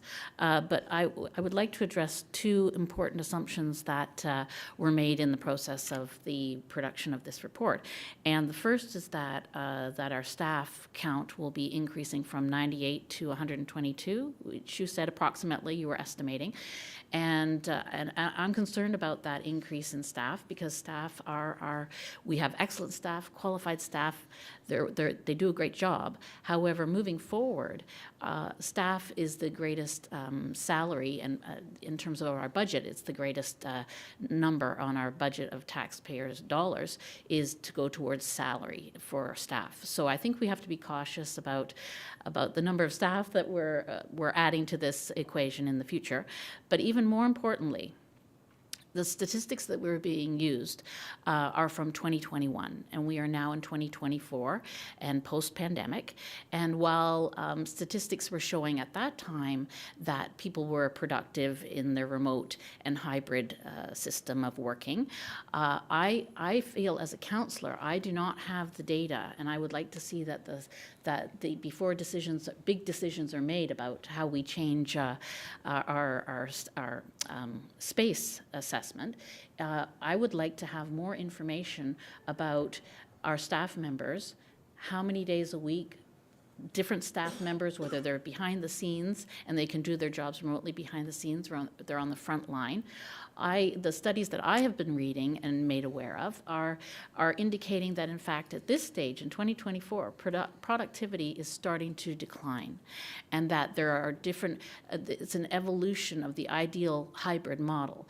And so I would like more information from our staff about how many days a week is there a policy that defines how many days a week staff need to be in the office? Is it 3 days a week, or 4 days a week, or 2 days a week? I feel like I don't have that data that would be required to be making the important decisions on space allocation in terms of staffing. So I'm wondering if we can add to the motion, or if the CAO would like to comment on the possibility of gathering more data in terms of hybrid work and staff in the future. Anyone from staff like to talk to that? Ms. Gandy? Through you, Mr. Chair. We do have a remote work, actually it's called flex work, but we're through the policy review process. We are in the midst of updating all of our policies. It will be called a remote work policy. The remote work policy calls for staff to be in attendance at the facility approximately 50% of the time, depending on operational requirements. So if all of your meetings happen to be online, there is no point in you coming into the office. But if there are meetings that are going to be happening in person, then certainly then that would make sense. Most people, I would say certainly with the senior management team and others, intentionally have meetings that are scheduled in person so that there is the opportunity for engagement and for discussion and dialogue and that type of thing. There is no indication from any member of any senior management team or anybody from the extended management team that there's a decline in productivity. That has not been echoed, uttered, mentioned at all, and that in fact other municipalities are looking to EG as an example of how the remote work approach can be done effectively. I know we've had conversations with York Region and other municipal counterparts, and they are all having similar conversations, but they appreciate, in fact, we've shared our policy with many municipalities with the approximately 50% remote work potential for those positions that are eligible, because certainly not all positions have that capacity or can be undertaken that way. Mr. Velchich? Thank you, Mr. Chairman. Just to add just a couple of comments. You'll recall, and I appreciate the fact that when this study was initiated, it was sort of based on the traditional operating mode. So the traditional operating mode was a lot more dependent on a larger footprint of infrastructure, more office space, more parking spaces, all the rest of it that goes along with having people at a dedicated work site. Our sort of remote work or work from anywhere approach really came out of necessity through the pandemic. But what it did is it opened our eyes to incredible opportunities for enhanced program and service delivery options, enhanced ability to be productive, enhanced ability to reduce our infrastructure footprint, not only saving tens of millions of dollars in potential capital costs, but many, many millions of dollars in annual operating costs to the taxpayer, and the incredible environmental benefits that go along with that is another important consideration. So, and from a productivity point of view, some organizations coming out of the pandemic look to sort of, for lack of a better word, more random sort of attendance schedules. You know, we want to see people in 2 days a week, and that'll indicate that we're doing well. The problem with that is it really should be driven by what optimizes service delivery, full stop. And your optimal service delivery, and this is something that we talked about significantly coming out of the pandemic, was our Build Back Better program did not focus on sort of an attendance schedule. It focused on what does optimal service delivery look like, both internally externally to clients? How do we offer a variety of program and service options that meet the needs of our clients, being residents, businesses, other staff, other organizations, and stakeholders? So, and that, when it's wrapped into an umbrella of wanting to ensure that you're doing that at the very best value for money, is what has been driving us. And so I just wanted to give a little bit of context, because we had a lot of discussions about this coming out of the pandemic, and other organizations have really wrestled with this. But to Ms. Gandhi's point, we have had other organizations reach out to us because they see this working as a pretty good model. So happy to continue to provide more information as we move forward, but that's just I just wanted a little bit more context on what was some of the driving issues from our perspective as we got here, and some of the things that we thought were important. And service delivery is the primary driver and value for money. Go ahead, Councillor Leahy. Thank you very much. Through you, Mr. Chair. I understand all of those comments. I would still feel more comfortable making decisions based on data. And so as a councillor, I would like the opportunity to see the data that supports all of the comments that have been made. And would it be possible to include that as an amendment in the motion, that staff will follow up with the data that's appropriate to support the decisions moving forward that support this hybrid model that is being described? That's a good point. I don't know if an HR policy is, while it is intertwined a bit with what we're doing with space, maybe perhaps, Madam Clerk, I ask for your direction. Maybe it's perhaps best as a second motion. Through Mr. Chair, this particular motion has already been moved by Councillor Foster. So really, there was a slight amendment and tweak that was provided by Councillor Carruthers to include environmental sustainability. However, it's really up to Councillor Foster if he would like to entertain it as part of that amendment, because when I'm looking at it, it's not necessarily a friendly amendment to the motion. It's an introduction of an additional information inquiry regarding, I believe, Councillor Leahy, data you were seeking on hybrid work. I think we would need to clarify the wording with the council. And that's why I'm thinking maybe it's a separate motion. So Perhaps why don't we get all the questions out of the way, and then we'll throw up the motion on the screen, and then we can pick it apart then. Are there any other questions? Councillor Foster, are you good? Okay, back to you, Councillor Roy DiClemente. The data with respect to the hybrid work, that decision was made and we already have a policy in place. So unless we're looking to revisit that and revisit the terms of employment with our staff, 70% of whom are signed up for the program, I don't know if having the data that supports the remote work program would be helpful at this time, or if it even is something that's within our purview to discuss, given that it's an operational matter. Perhaps Mr. Valchich or Ms. Gandhi could. Mr. Carmazin, you have a comment.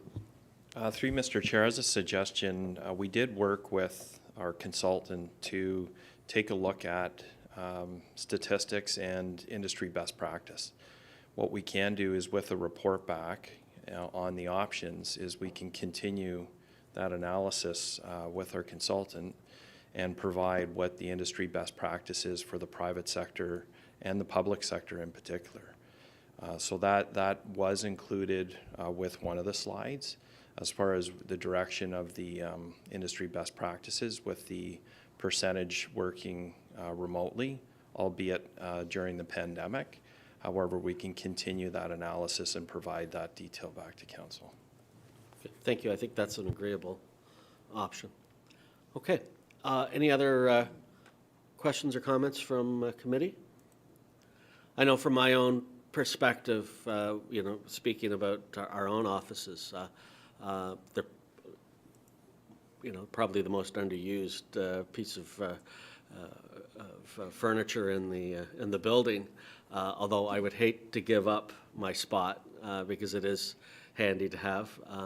Truth be told, I should probably pay rent to the Lighthouse Cafe in Mount Albert, where I do a number of meetings there. So anyway, that's a discussion for another day.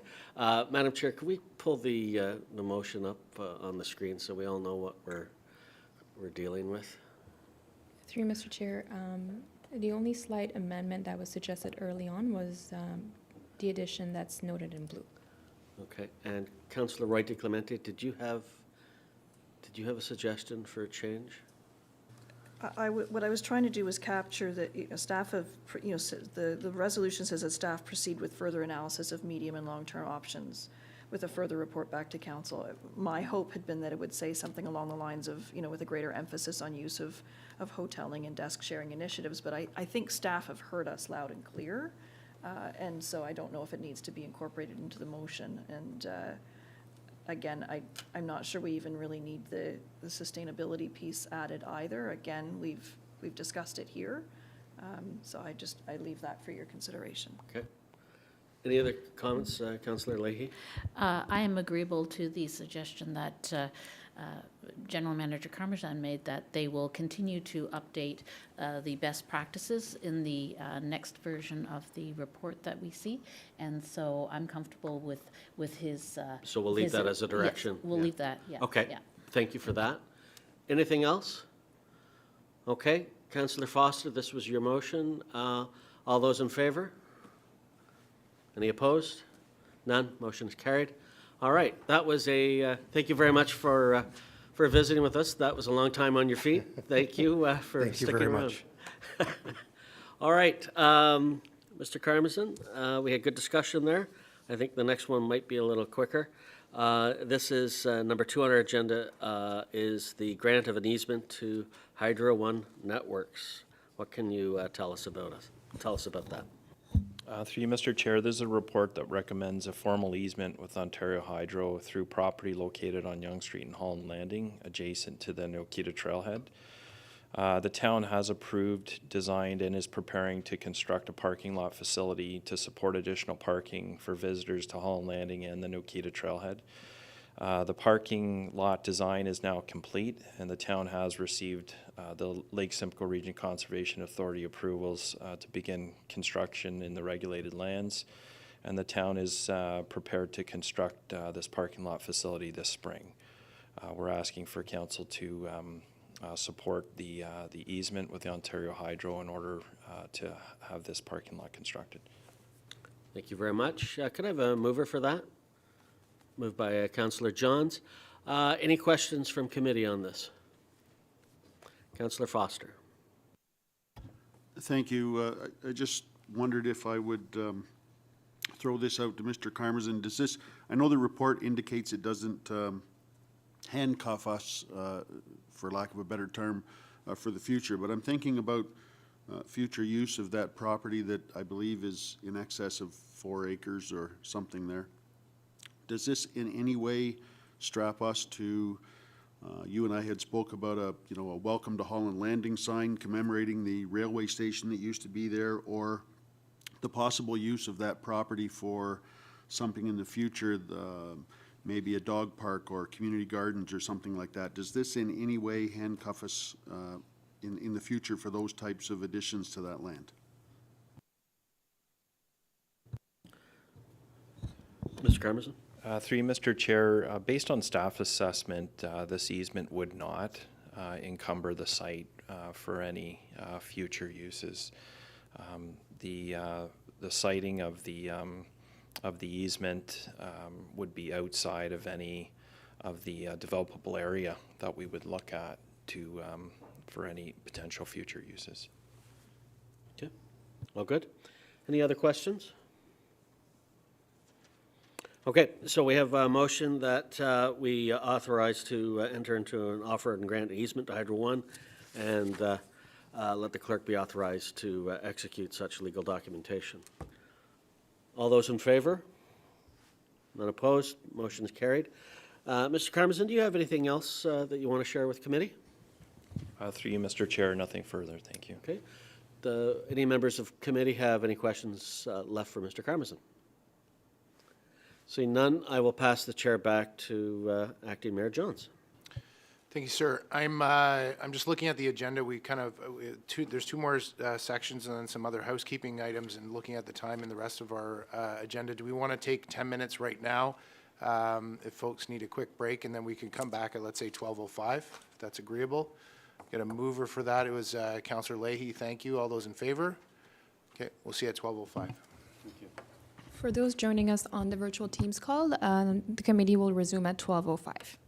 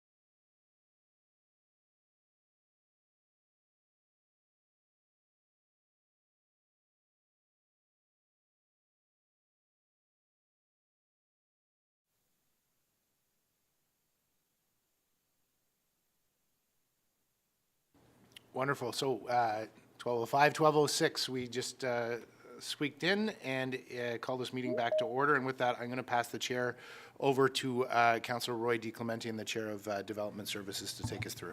Thank you, Mr. Chair. We have 3 items on our prepared agenda this afternoon. The first item is a presentation on our development application status update, some new and enhanced tools. Ms. Bégin, did you want to start us off with this one, please? Certainly, through you, Madam Chair, and I would just like to acknowledge that we've got representation from the planning and information management teams here, and communications is also a big part of this. But before we delve into the project in detail, I think CAO Valchich would like to sort of do some stage setting. Thank you. With your permission, Madam Chair, just I'm really excited that you're getting this presentation today, and it's another example of the work that I'd call it cross-departmental work that's being done between our information management branch and with our operating departments to really enhance how we use information, how we track it effectively and efficiently, and how we report it to support education and decision making. And I think the tools that are being developed here, which are really part of a larger initiative that will build on this, you're going to really see, I think, some outstanding work that's being done that, although EG is relatively small in size, we're incredibly large in stature as it comes to creativity and innovation and sort of what we do to use the people process technology framework to modernize the way we do business. So with that, I'll turn it back to the general manager, and there's a joint departmental presentation that I hope you'll enjoy. Thank you, Mr. Valchich. I was expecting you to say something about our modernization journey, but we didn't get that. So anyway, Ms. Bégin, go ahead, please. Thank you, Madam Chair. As part of our modernization journey, and essentially, I say that in jest, but really this is a great example of that. Just to do some stage setting, if we go to the next slide, thank you. Today's presentation is an opportunity to review with Council some of the public-facing tools that we have to better understand development activity in the community. And then there was a request several months back for a comprehensive map, essentially for Council's understanding, to be able to sort of visualize and see what's happening and where. And you'll notice some static maps have been prepared. This is obviously just an early draft of what could be produced using the new technology and GIS layering that's been developed.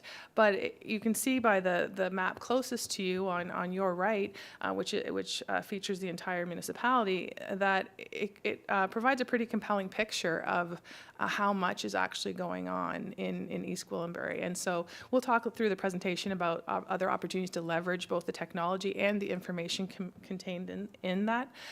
So we have folks that are going to talk about the active applications feature, which is a feature on our website, and then we'll get into this development application mapping, which is part of this new collaboration that we've undertaken with information management. So both are connected to our GIS mapping system, and it allows us to be able to provide real-time updates and have all the data as Scott likes to say, one source of truth across the organization. So understanding sort of the nature of development applications, and it's really unlimited in terms of how we might enhance this going forward in terms of the types of information that we want to extract from that, whether we're an inquiry as to what has allocation or what stage of approval an application is, those types of things.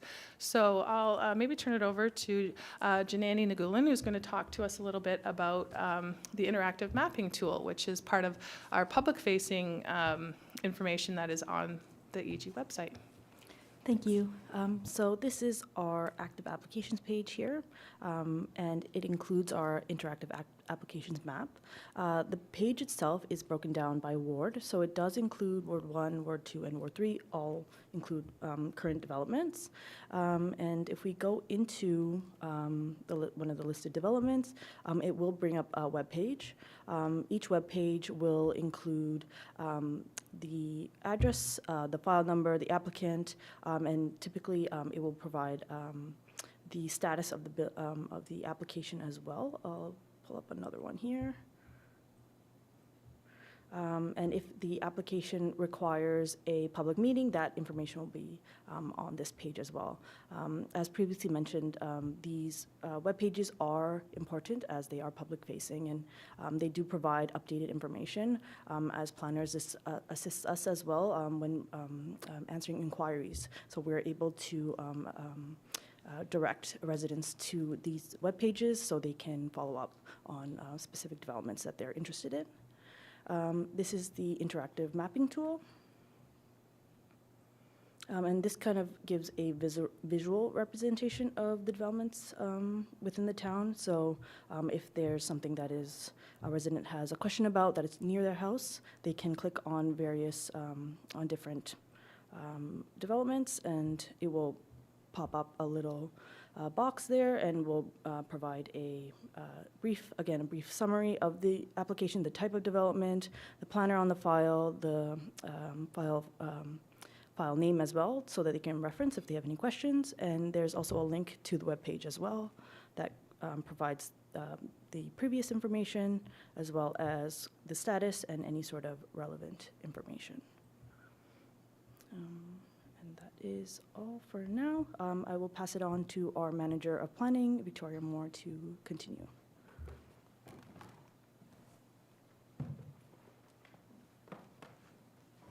Thank you, Ms. Nagulan. Okay, so the map that's shown on the screen here is sort of a behind-the-scenes version of what we're calling the Development Services Mapping Tool.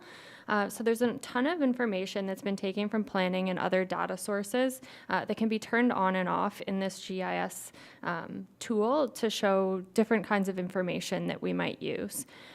So the map on the screen is color-coded to distinguish between commercial, industrial, institutional, mixed-use, and residential developments. And the hatching overlay, which might be kind of hard to see, indicates whether an application is proceeding with allocation or if they're awaiting the assignment of allocation. So we've been working to develop a more user-friendly map, which provides a visual summary of ongoing development activity and highlights the location and pertinent information relevant to each application. So essentially answering two of probably the most frequently asked questions, which is what's going on in my area in terms of development and who has allocation and who doesn't. So while the active applications tool that Janani presented shows details of individual applications, this new mapping tool provides more of a general overview of development across the municipality and broken down by ward. So again, the active applications are color-coded to distinguish between residential and ICI or mixed-use developments and to show which applications have servicing allocation and which do not. So to illustrate the mapping tool, we've put together two maps for each ward, one showing the active residential applications and another showing the active industrial, commercial, institutional, and mixed-use applications. So in the next couple of slides, I'll just go through the maps and point out some of the features. So for the Ward 1 residential map, the map takes data directly from the previously shown internal development services mapping tool, showing the location and type of development in each ward. So these maps can be converted into a PDF and printed to various sizes, used for reference or on display at community open houses or other types of events. And the developments on the screen here that are shown in blue do not yet have servicing allocation, whereas those in green do and are actively proceeding through the planning process or are currently under construction. So this map here shows the Ward 1 ICI and mixed-use applications. The orange color in these maps is used to show active ICI applications or industrial, institutional, and commercial, as well as mixed-use applications.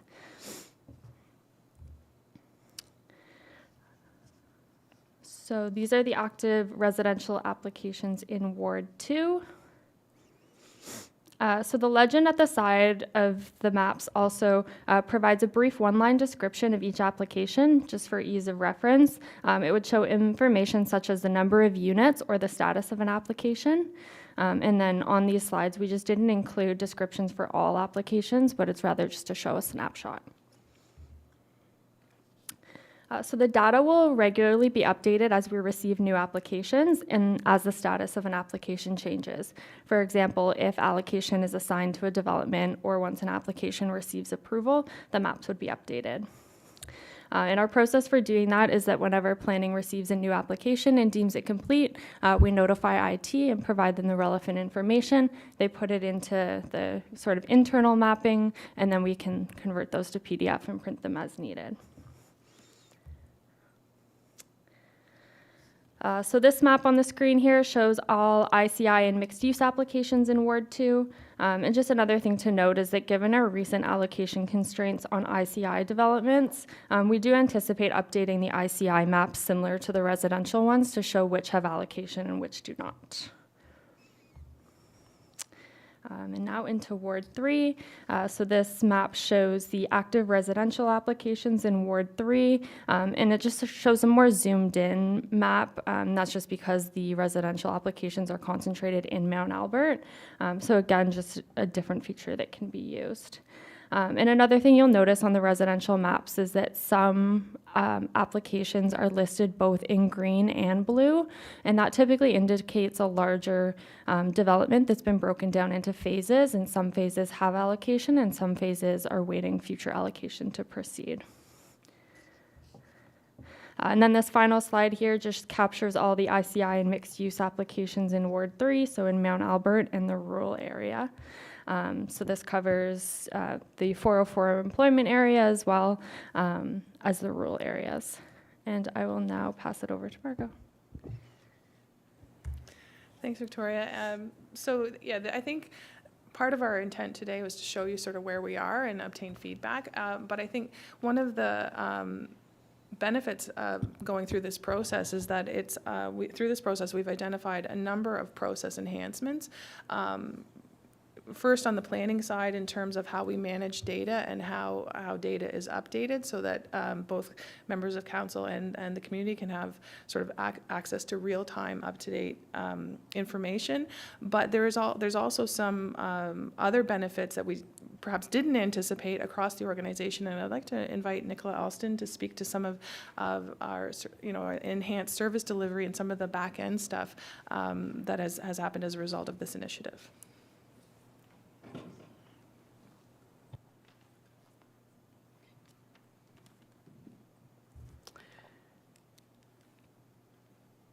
So I'd just like to highlight sort of the information management side of things, and that we've been working collaboratively with planning to create a development boundary GIS layer. So it accurately tracks past, present, and future developments, which will enhance understanding of development activity within the town. In addition, the spatial locations of the developments are shown, and the information that Ms. Nagelin outlined earlier in the presentation. The layer also tracks such things as subdivision assumption status and servicing allocation data, which you can see through the static maps. The development layer is also linked to other town databases in order to track development charges, number of tax accounts, building occupancies, and associated with development in real time. This data is actually updated daily, and it's all automated so that there's no manual processes on that. So that's sort of the data side of thing, and sort of the app and mapping side of things. The data can be filtered to provide information to the public in the active applications mapping that was shown earlier. We've created a GIS application or dashboard, which highlights all this information for staff and links in all the various databases. And it also can be filtered off to produce such items as the static maps over there. Thank you. Thanks, Nicola and team. So if we could just move to the, thanks, Janani, the what's next slide. So we're going to continue to work on sort of our internal process enhancements. Obviously, we have the ability to produce static mapping within any sort of range of variables that council would like to highlight. I'd just like to mention that at this stage, the initial focus was on producing something for council's use, but as we went through the process, we realized that there's huge opportunity for public-facing tools as well. And so as part of that, we'll be looking at, best practices in terms of accessibility from and AODA compliance to make sure that it actually serves that purpose. But I think it also, we can leverage it in economic development to integrate it into their marketing collateral, to be able to show, the extent of development that's happening across the municipality. So, just in general, really pleased with how this cross-departmental team has, not only produced the map, but also provided us with a tool that has huge potential going forward. So we would happily entertain any questions of council. Thank you, Ms. Bégin. I think it's actually more than the map, is what you've produced. I neglected to ask for a motion to receive, to get it on the table, so I've got that moved by Councillor Crone, and now we can entertain questions. Councillor Leahy, go ahead, please. Thank you very much, through you, Madam Chair. First of all, this is fantastic. Congratulations to the Development Services Department. This is going to make life so much clearer in terms of transparency and answering questions from the public. Whenever we're asked what's happening on the corner of such and such, now we can direct them to this comprehensive information. As you say, it's all in one spot, and so this is really a tremendous advancement in terms of communication, and which is the key to success, right?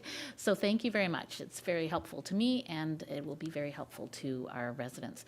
My question is, the grand total of all active applications, what is the grand total of all active applications in all wards 3? Yes. Do we know? Maybe we could provide the councillor with a link so she can go to the website. Well, rather than counting them all up individually, or perhaps you might have a breakdown by ward, but I think it would be of public interest to know the total number, and then maybe a breakdown by ward too. I think at this stage I would just be hydraulically counting what's on there, because we don't really work in those numbers. But what is represented on the maps, it does provide the most up-to-date version of the active applications that have been deemed complete. I should note that this doesn't reflect necessarily folks that might have come in for a pre-consultation or a development review committee. It's only once the application has been deemed complete that it would appear here, right, in its current form, for sure. And I think it also is important to note that just this doesn't reflect the actual work that's being done in development services and the building department and the development review committee. They're constantly meeting with people who've bought a piece of land and would like to build a blank here. And that doesn't reflect it in your mapping. This is really only stuff that actually has status. And I think that's one of the challenges that I've had as a councillor is like, well, I've heard this. And my answer is simply, there's no complete application. There's somebody working on something, but there's no complete application. I think that's important for us to note as well. It's likely possible that we can leverage this tool to provide an update on, parcels where we have interest. It might not be a public-facing tool, but for council's information, I'm looking at Rob, but I think that's definitely achievable. But there's sort of the balance in terms of when it's appropriate to make things public. So that's kind of so we're waiting until it's an application that's deemed complete seems like good milestone. The appropriate threshold for the public-facing piece. Okay. Members of committee, any other questions? Councillor Carruthers, go ahead, please. Thank you. And thank you for that clarity on when it's deemed complete. So I know we've met a number of times with 6 development, and it's all over Facebook. People are concerned about it, but it doesn't appear on the map. So is it not complete? And add Redwood in as well. Redwood's not on the map either. It is. Through you, Madam Chair. ahead. So it is on the active applications map, but it does have to be added to the mapping system. So I can just show you here. It is on the active applications map here. It just has to be added to the interactive map. Okay, I always go to the map first, and neither one of those are on the map, so. Yes. Okay, but it's underneath the map? Ward 1, yeah. Okay. Okay, and when will those be added to the map? It is a constant process, so sometimes we kind of group them together and try to get them all Done at the same together. time. So we'll try to get them by the end of the week. Oh, thank We can you. do that. Good. Yeah, I try and direct members of the public to the map, and Yes. both of those are getting a lot of Yeah.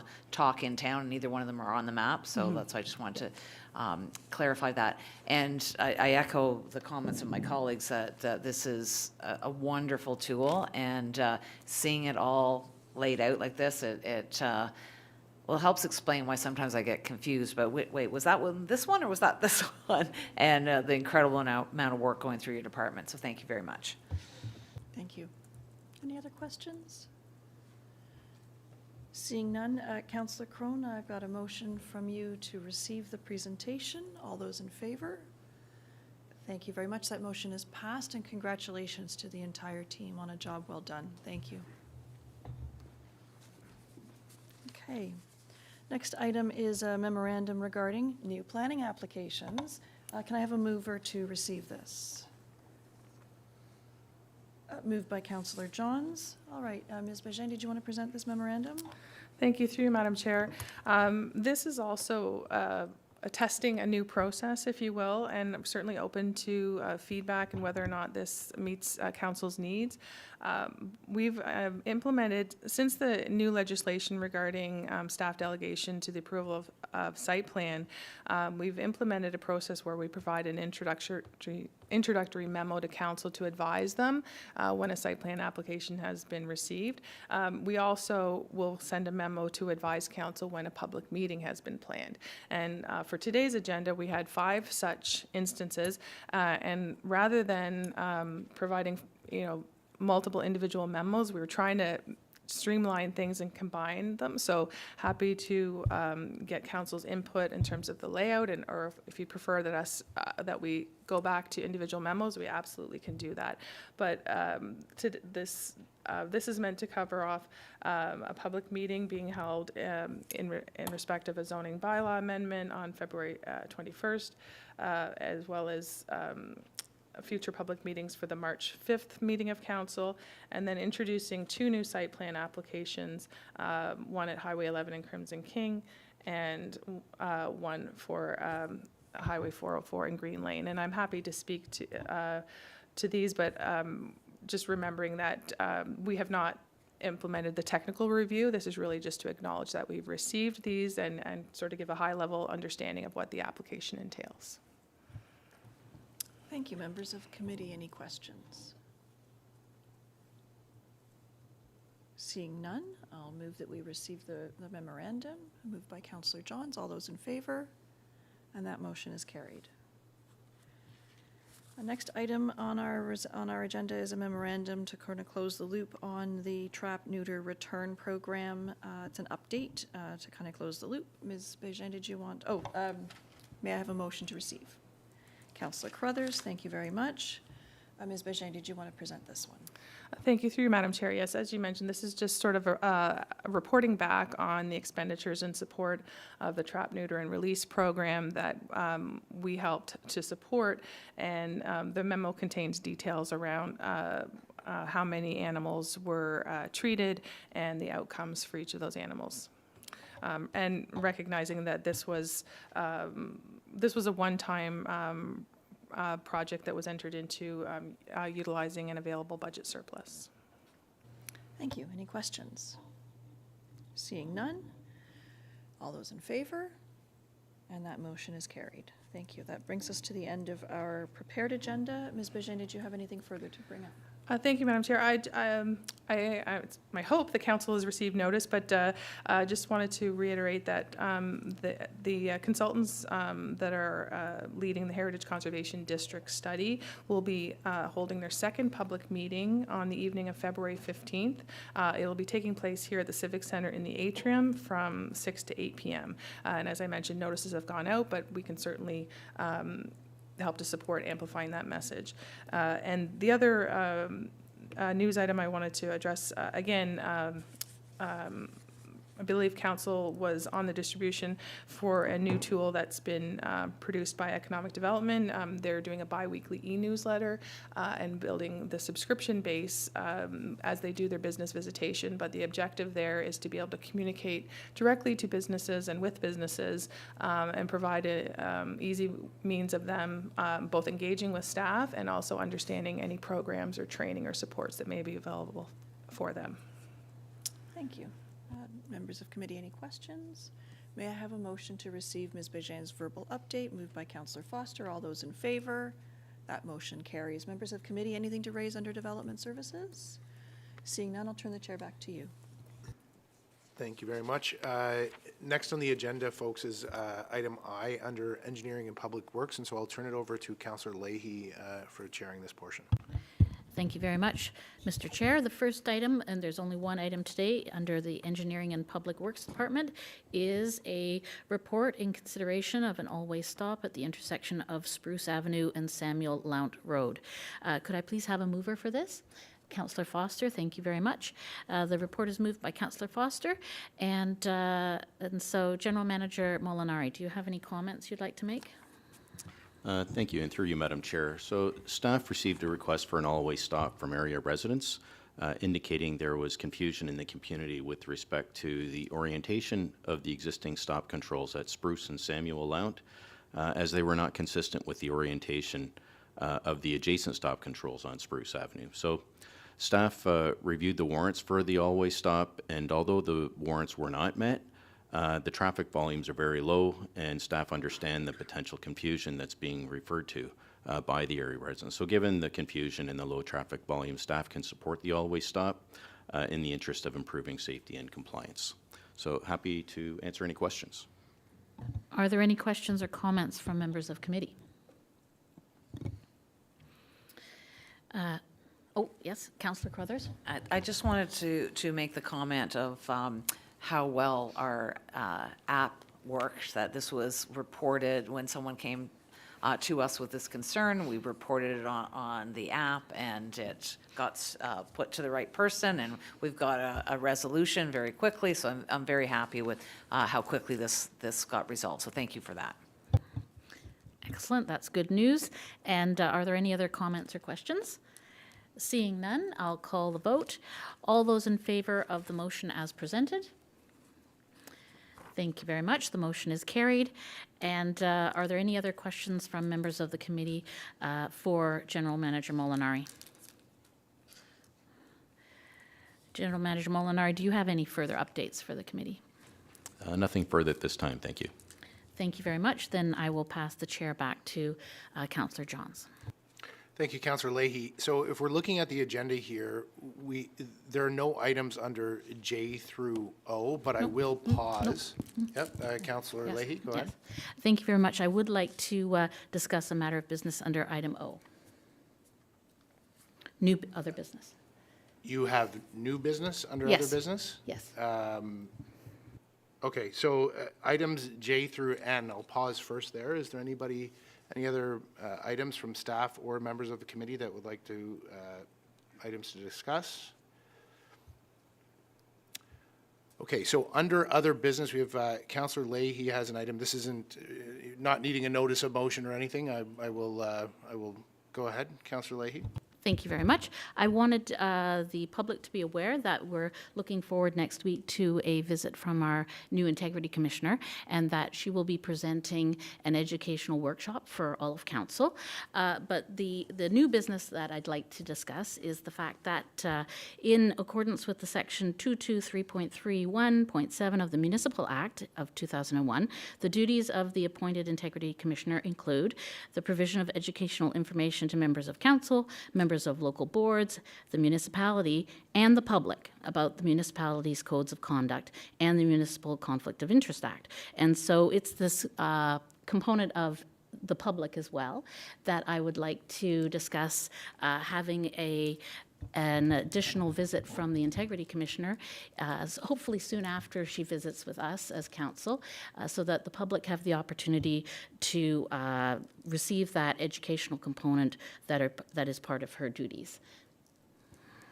I think that definitely stemming from our conversations, the opportunity to be able to present a notice of motion to have the opportunity to continue that dialogue is most welcome. Any other members of committee? Councillor Leahy? And so in order to ask staff to add that to our calendar as a municipality, what steps would need to be taken?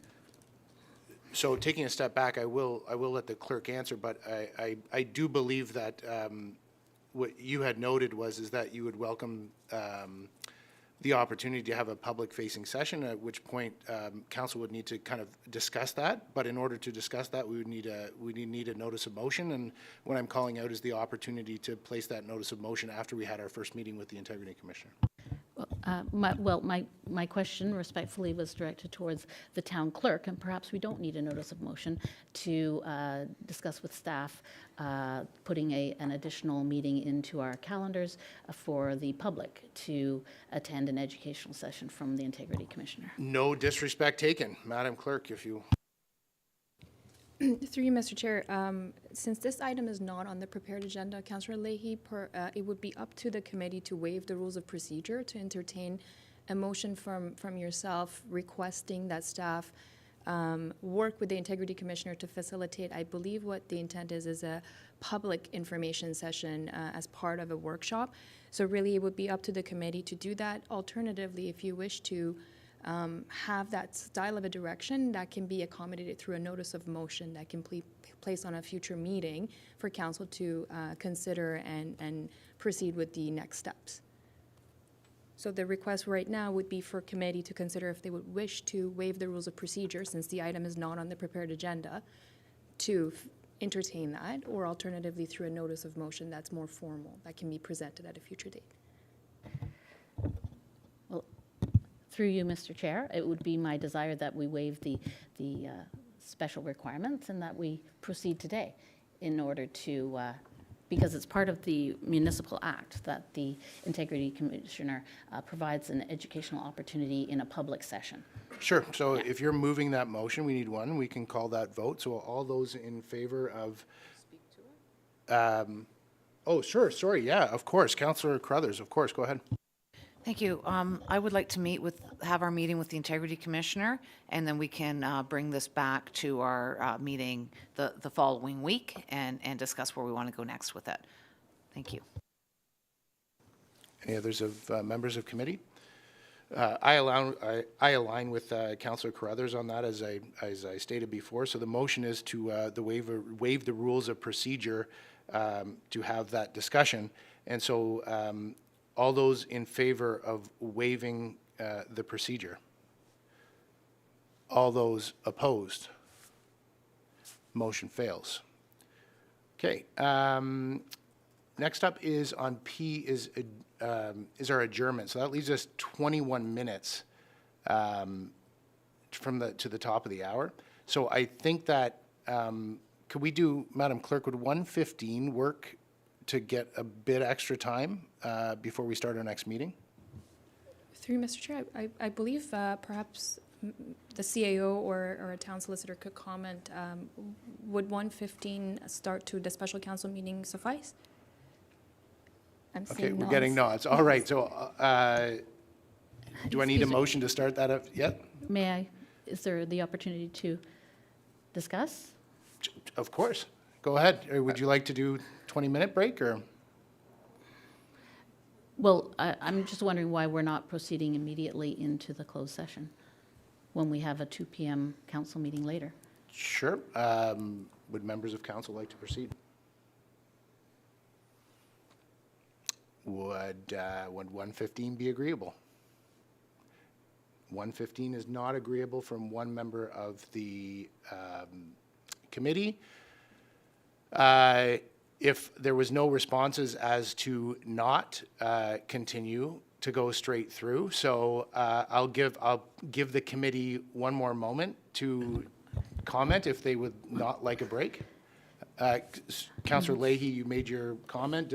Would anybody else like to proceed straight through? Councillor Roy DeClemente. I know that sometimes there's food waiting for us. I don't know if it's hot or cold, but if it's a hot lunch, then perhaps we need to recess. But if not, then happy to keep moving. Councillor Leahy. Thank you very much, through you, Mr. Chair.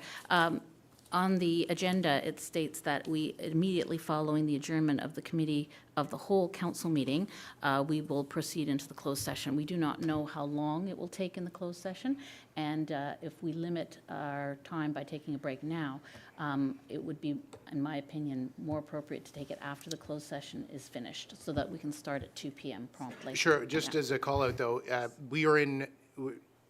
Sorry, thank you, Councillor Leahy. We are in no rush on the special committee from that standpoint. Even though we have a scheduled meeting at 2 o'clock, we do have the abilities and the tools within our rules of procedure that we can pause our special council meeting, begin our council meeting, close our council meeting, and then move back to our special council meeting. And I think that given the fact that she'd like to speak again. Yes, respectfully, Mr. Chair, that is not the normal procedure that has, and protocol that has been followed in the past. We always move immediately into the closed session before we take our break, and then however much time we have available, we take for lunch, and then we'll start up at 2 p.m. That is the normal protocol. Okay, I'm going to be the bad person here. I'm going to look that we break now and we break until 1:15. That's my motion. All those in favor of starting our next meeting at 1:15? All those opposed? Motion carries 1:15. Motion to adjourn now. We'll see you at 1:15. You need a mover for the adjournment. Who wants it? Councillor Crothers. Awesome.